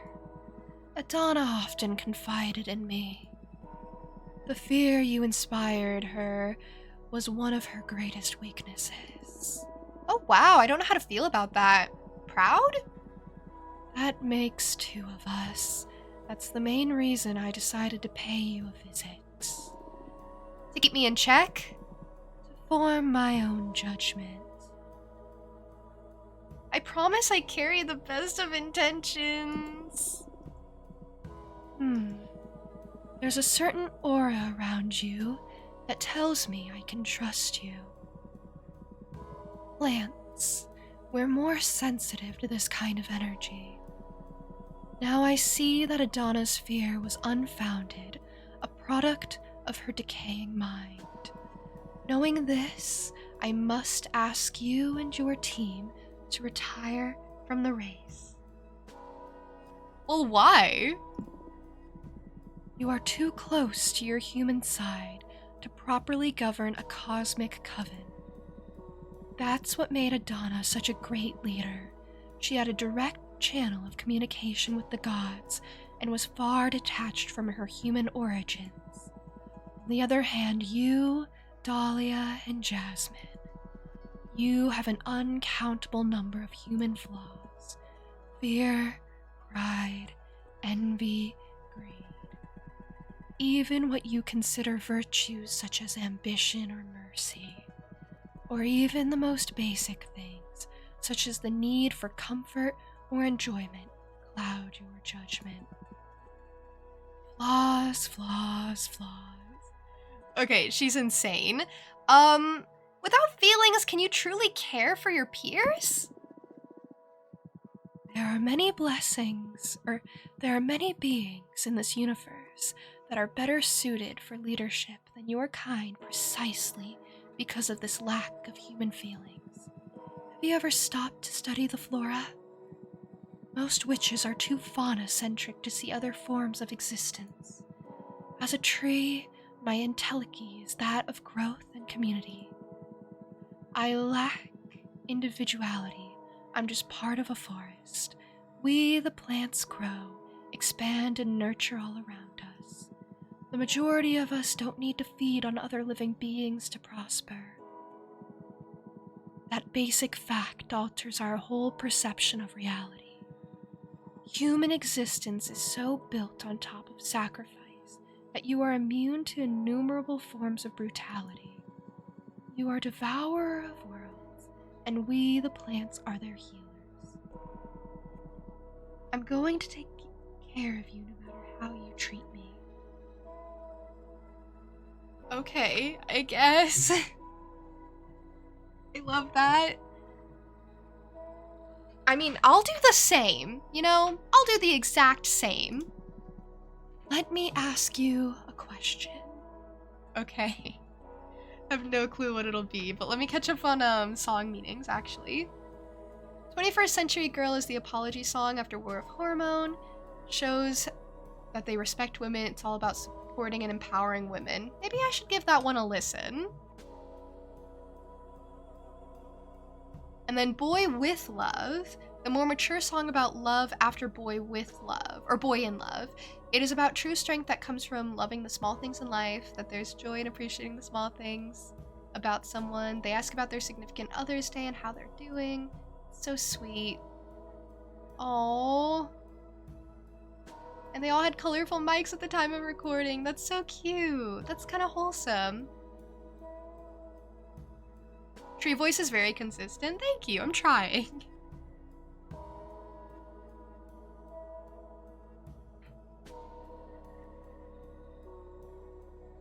Let me ask you a question. What's the most important quality in a leader? Now I'm like self-conscious about the voice. I don't know. She's gonna say all of these are bad and human qualities that no one likes. I'm gonna go with integrity. That's safe. Oh, I know what you mean. But in all the millennia I've been around, I've found it to be quite the idealistic concept. What is integrity? Is it to have strong moral values? But how are those values defined to begin with? Does integrity respond to the values of the community or those of the individual? What happens when those values conflict with someone else's? I've seen integrity redefined over and over again, both inside and outside this coven. There's one other quality that's always immutable and true, though. Selflessness. I almost said that, actually. That was my second choice. That's the most important trait in a leader. To put the group's needs before your own.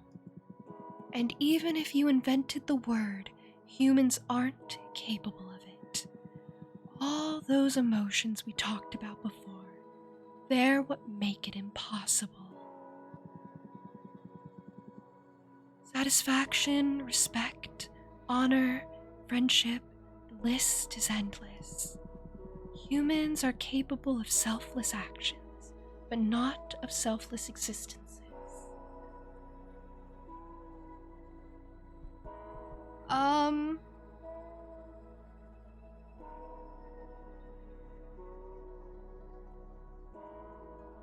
A leader deprived of all that is just an automata, though. And what's the problem with that? A leader needs drive, a vision. They need to take risks. And gamble with the future of a whole community. Yes! You put your trust in a leader because you believe in the change they propose. Yeah! Yeah! We disagree with her. That's why we run against her. Don't be, it's good and gives off the right impression of Capressa. Calm, thoughtful, wise. Yeah! Yeah, the fact that you say it's consistent is actually really good because she's supposed to be, like, consistent, the same, remain. That sort of thing. That's kind of what I was going for. You chose the Halloween dance practice video for 21st Century Girl because it was fitting. That is so fitting. Do you have any plans for Halloween, by the way? Are you excited for Halloween? Are you guys gonna watch Halloween-y movies? Have you been watching Halloween-y movies all month? Be honest. Part of the song lyrics for the song is, if anyone keeps insulting you, tell them you're my lady. You are best to me just the way you are. Oh my gosh, that's like perfect from One Direction. Because baby, you're perfect. Baby, you're perfect to me. Or that's what makes you beautiful. I mean, every boy band has to have that song. You've only done that in my server? Oh, because of the movie night. I really liked Wendell and Wild. It was a cute movie. I kind of want to rewatch it at some point soon. Selfishness and selflessness are two sides of the same coin. Oh, Exel, expand. That's interesting. I like the point, but expand on it. If you are willing to, you don't have to. I'm just intrigued. Can't remember what you did last year for Halloween. Probably nothing. Honestly, I didn't do much for Halloween last year either. I think I went out to like one haunted house or two. Maybe just one. Lads, and you watched Deathgasm? Or Deathgasm, which was a crude comedy horror movie. Send help, I keep stuttering. You don't do anything on Halloween? You watch Halloween movies all year round? Tim Burton, of course. You should watch Wendell and Wild. You'd probably like it.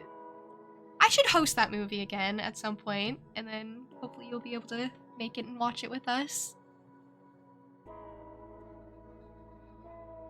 You think you'll just watch scary movies, even with your issue? That's very brave of you. I don't watch scary movies because I find them to be too scary. At least not very often. I used to be, like, forced is the wrong word, but I used to be, like, kind of dragged. Yeah, that's the right word. I used to be dragged to movie theaters to watch horror movies. It's honestly how I ended up watching Get Out. I don't think I would have watched it otherwise. I got dragged to the theater to watch it. It's a good movie, by the way. It's a really, really fantastic movie.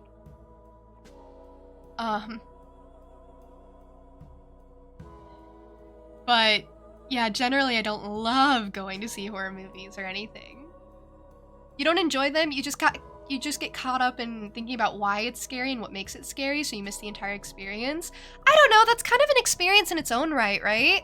I do that sometimes with shows and movies that I'm watching, where I start thinking too much, and I start thinking about the in-between takes, and I start thinking about, like, what about this makes it an emotional scene? Or why am I upset right now? Or, like, something about why it's supposed to make me feel the way it's intending to make me feel.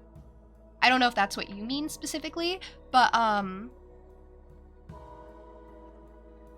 think that's an experience in its own right. You don't have to watch movies and then turn off your brain. You're totally allowed to watch a movie, as long as you're enjoying it, of course. Like, at the end of the day, it's important to enjoy a movie. But, like, if you enjoy the movie by thinking about it and, like, processing it, then I think that's totally valid. I don't think that's an issue at all. Yeah, you're definitely not alone. It's just that I do, specifically with horror movies, genuinely kind of get spooked sometimes, unless it really is immersion breaking.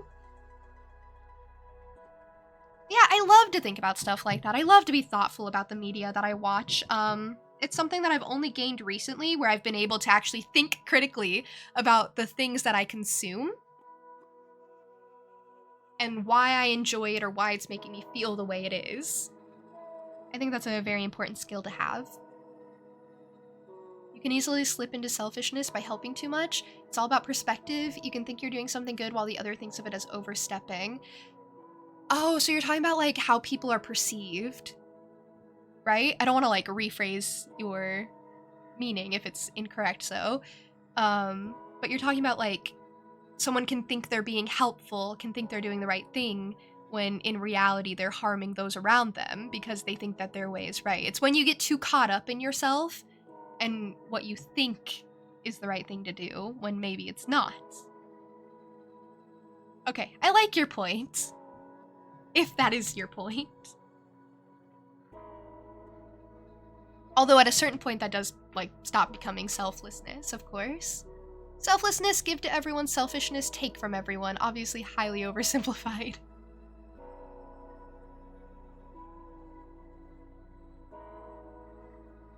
Yeah, they're exact opposites, but they can look similar depending on the perception. I like that. I like that take. And I imagine the reason you bring this up is because you're applying that sentiment to our lovely, lovely tree witch here, Capressa. Her name is so funny to me. Capressa. Capressa. But yeah, she thinks she's doing the right thing by being selfless, by keeping things the way they are, but she doesn't have, like, opinions of her own either. She's just like, whatever is the path of least resistance, really. Whatever is the way it's been for centuries. I like that her earrings are mushrooms, by the way. Isn't that cute?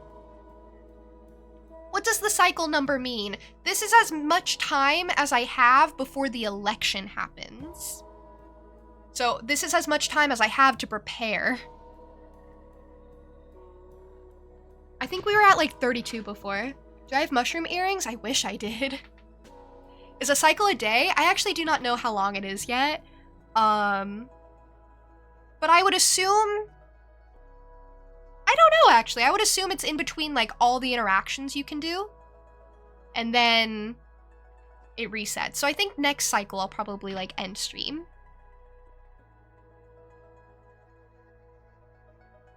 Hope everyone enjoys the dance practice video. I'm so excited to watch it, especially because it's Halloween themed. She's stuck in her own way. It makes sense because she's like a tree. So she's rooted in the ground. She's rooted in her old ways. I really like this game and I really like the characters. I like all of them. I like that they all make sense and they all are very different, you know? I feel like sometimes in media, in writing, people can struggle with making their character voices sound different. I think I struggle with that a lot. Sometimes my characters kind of sound like the same person. But like all of these people are very, very different. Even Capressa, which is basically like trying to be a carbon copy of Adana, she's so different from Adana. Adana was weird. Donna had 3 heads. You like them, even the ones you don't like? I could say that, except Adana exists. It's really well made and compact in a way. Everyone has a purpose and they all serve to make the game more enjoyable. I love this game! And you're putting into words why I love it so much. You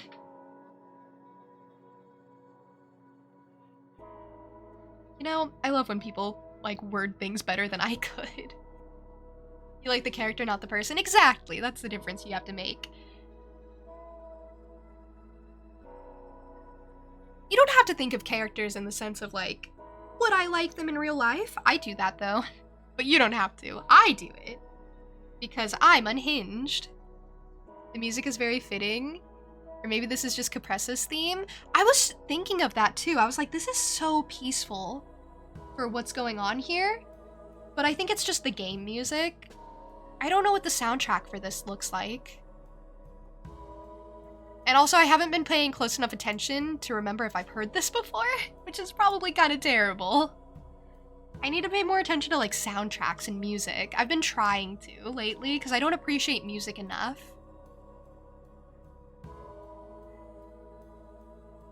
So, you put your trust in a leader because you believe in the change they propose. Otherwise, you're just appointing an administrator. And that's what my ministry will do anyway, except there will be a leader in charge, so best of both worlds, really. And what's wrong with having a fair administrator? Stagnation. Unlike plants, we consider movement to be a symptom of life. I see. So that's what you and your sisters value over stability. I'm afraid human-born witches are like that, yes. Thank you. You've helped me to understand our coven better. Listen, Capressa. Would you like me to read your fortune? Would you do that for an opponent? Of course! My priority is to help the coven, and also I can't win anyway, so what do I care? Very well. Let's see what fortune has in store for me.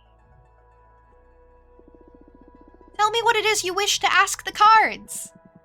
There is only one thing on my mind, something really dear to me. Will I be able to safeguard Adana's legacy? I hope not. Of all the eras I've lived through, Adana's has been the most peaceful and prosperous. At the expense of some of her sisters, but sure. Please, don't poison the reading with your resentment. It's improper of an oracle. You're right. I will focus on your honest will. Think about Adana while I shuffle my deck. I have some new cards to work with. And I didn't get one of those. I got Phobophobia. I like this card. It's simple, but I like it. Boop. Okay. First of all, I don't want anything fiery. I don't want to answer anything fiery like this one, but I'll read them all because I'm interested. Thank you for the group hydration, by the way. That means everyone must hydrate, not just me. If you have something nearby, take a sip. You know, I think I prefer being on the right for this game. I think I was misguided before. Thank you for the posture check as well. The best background music still impacts you while being unnoticed. Yeah, that's kind of how I've been like moving through life. But I've been trying to be more mindful of it in general. Okay. I can say no, she won't be able to carry on Adana's legacy, but she can make peace with it. I can say she'll steal one of Adana's masks and drop out of the race. Oh, I can sabotage. You will leave the coven and start a cult to follow the mask's whispers. I don't like that one, actually. I don't think Capressa is a bad person. You know, she's allowed to have different opinions from me. Or I can say, yes, the coven will idolize Adana and her sacrifice. Most will follow her philosophy, even if it's not the official rule anymore. I'm not saying that. Or I could say, no, the pressure of this race will become so unbearable that you will lose your mind. Nothing will matter after that. That's horrible. I'm not saying that either. That's a red card. I'm gonna say the first one. That's my favorite one. I will say no, but you will make peace with it and find new forms of happiness. What's up? Happiness is always good news, isn't it? Happiness means nothing to me. What I want is for Adana's work to be eternal. Nothing is eternal. I know. I knew this endeavor was meaningless from the start when I set out to do it. But still, I needed to try. Will you give up now? No. Even if it's just the tiniest fraction, keeping some of Adana's legacy alive is priceless. I see. Agree to disagree. Thank you for allowing me to peek into the future, Fortuna. And thanks for having me at your home. Good luck with the race. Good luck to you too. I don't mean that. Bye-bye. Okay, so it just went to 28 cycles now that they're back.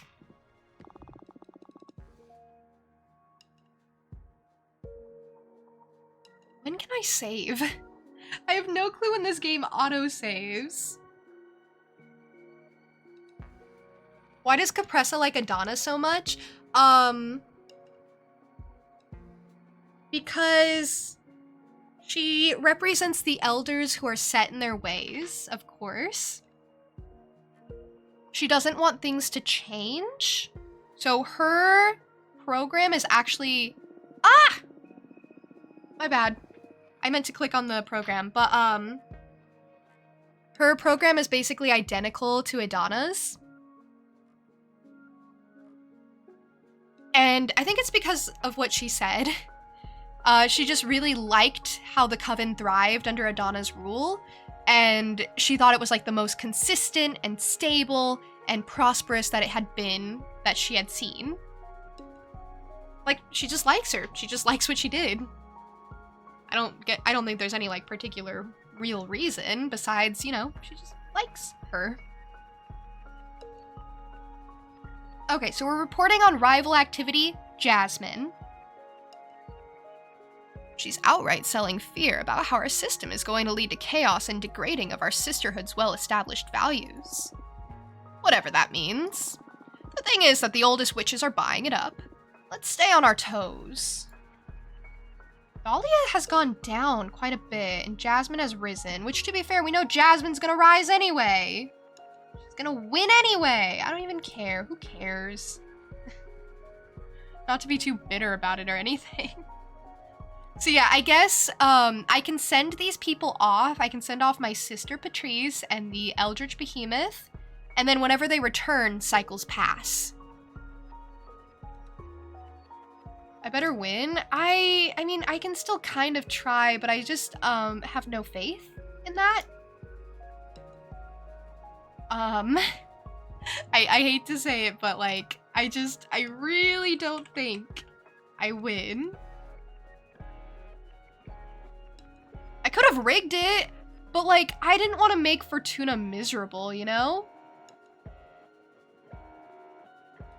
I would have had to sacrifice everything for that, and I really didn't want to. Change the future? I'm hoping that maybe there's a way to. You know? I think that would be nice. I just, doubt it. Again, I wish I had hope, but everything she said. And honestly, here's why I think I can't change the outcome. Here's part of it, because I think from the game's perspective, like, they're playing to all sides depending on what the player wants, kind of, to a certain extent. And I think that Jasmine winning and the character and the player losing isn't necessarily a bad outcome. Like, I don't think the game necessarily, like, requires you to win. I'm just guessing, obviously, but I don't think the game is like, if you lose at the polls, you lose the game and you get a bad ending. I think the game is like, you get whatever ending you get, and you can play again and get something else, maybe win. That sort of thing. So that's why I think I can't change it, because I think the game is like, well, that's what you chose, we'll go for that. We'll go down that route. I would love a revolt. I think a revolt would be great.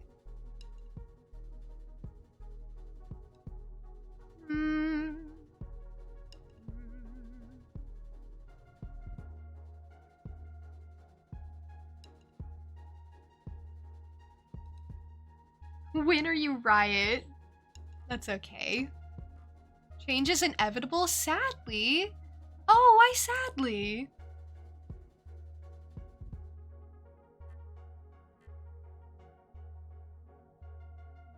I think change can be good. Once you finish this game, should totally check out Detroit Become Human.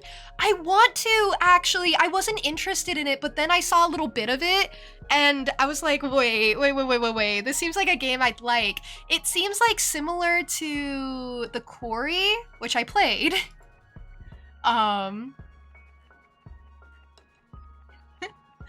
And I actually liked it. I liked the way that the, like, story progressed and the way that things, like, changed. And I think Detroit Become Human is similar.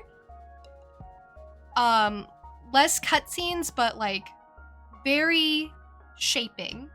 I love stories where you shape things. I played Disco Elysium too, and that game was so good. I look at it sometimes in my games menu and I'm like, man, I really loved that game. I missed that game. I'm probably going to... Honestly, I'm kind of, like, thinking I might, like, make videos out of the VODs that I did of it. And I might go down another route and do that like as a YouTube thing like down the line. We'll see. You had a new name for Kim? What was it? I saw, but I can't remember now.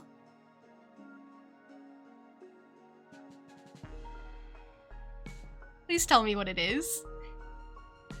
You don't like change, it makes you feel uncertain, and uncertainty is awful. You gotta get comfortable with it. You do. You gotta get comfy. You gotta be comfy with the not knowing. I hate to say it, things are just always gonna change. You just gotta, like, convince yourself that you are going to be okay with the change.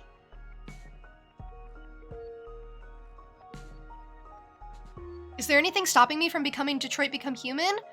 Right now, it's because I don't own the game. And I'm not going to buy the game for a while. Because I have a backlog of games, so I am not buying any new games currently. Probably not until like December, January will I start buying games again.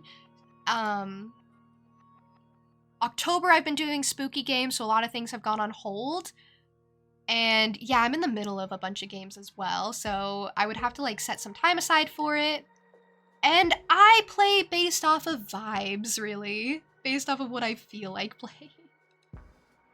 Yeah, the backlog development dilemma. I don't have too much in my backlog, but enough that I want to dedicate time to it so that it doesn't get out of hand. I have games like... What do I have? I have games that, like, are just weird little games that probably are unfamiliar to people. I have Little Goody Two Shoes, which is a game I've played during Next Fest demos that I've actually had for a while that I haven't been able to get around to. Stuff like that. Stuff that I've had that I've just kind of forgotten that I have. Like Potion Craft is another one that I'm like, what? I have that game. I haven't touched it. So that's fun.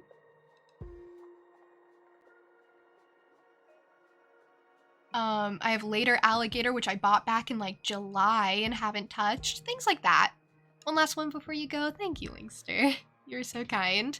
Streams are always wonderful, this one included. Always happy to be here, and everyone is so nice and supportive. Yeah! I'm really proud of everyone for how kind you all are. I will likely check out Detroit Become Human at some point. It's just a matter of time, honestly. I just don't want to give, like, unrealistic expectations, because I have things in between.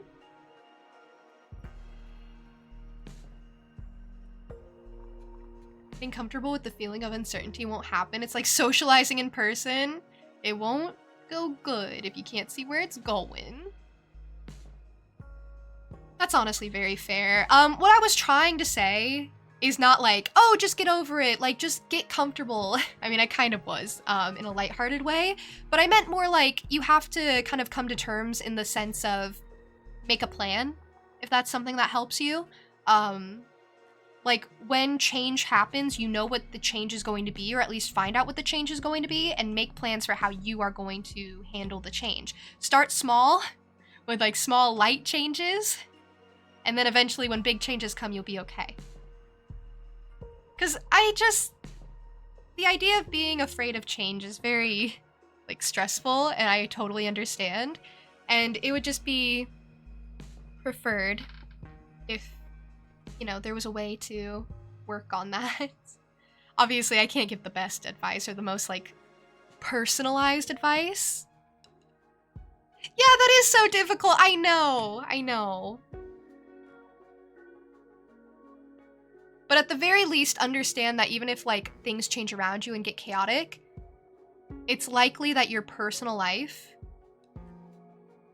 can retain a resemblance to what it was before, if that makes sense. So you'll be okay, basically. Just remember that you'll be okay. No panic. No stress. You'll be okay. Or just hide under the covers until you feel safe again. You know, either way, it works. I have a person to raid, by the way. We're gonna head over to something a bit different. They're doing music! So if you want, you know, just a place to hang out, I think it'll be super fun. They're celebrating 900 followers, so maybe wish them congratulations. I have a sub message or not a sub message. I have a raid message as well. A sub raid message and a normal raid message if you would like to use those. It's very appreciated on both ends, even if you can't stick around for the entire stream. It's just very supportive on both sides. Like I said, I'll be streaming again on Sunday the 27th.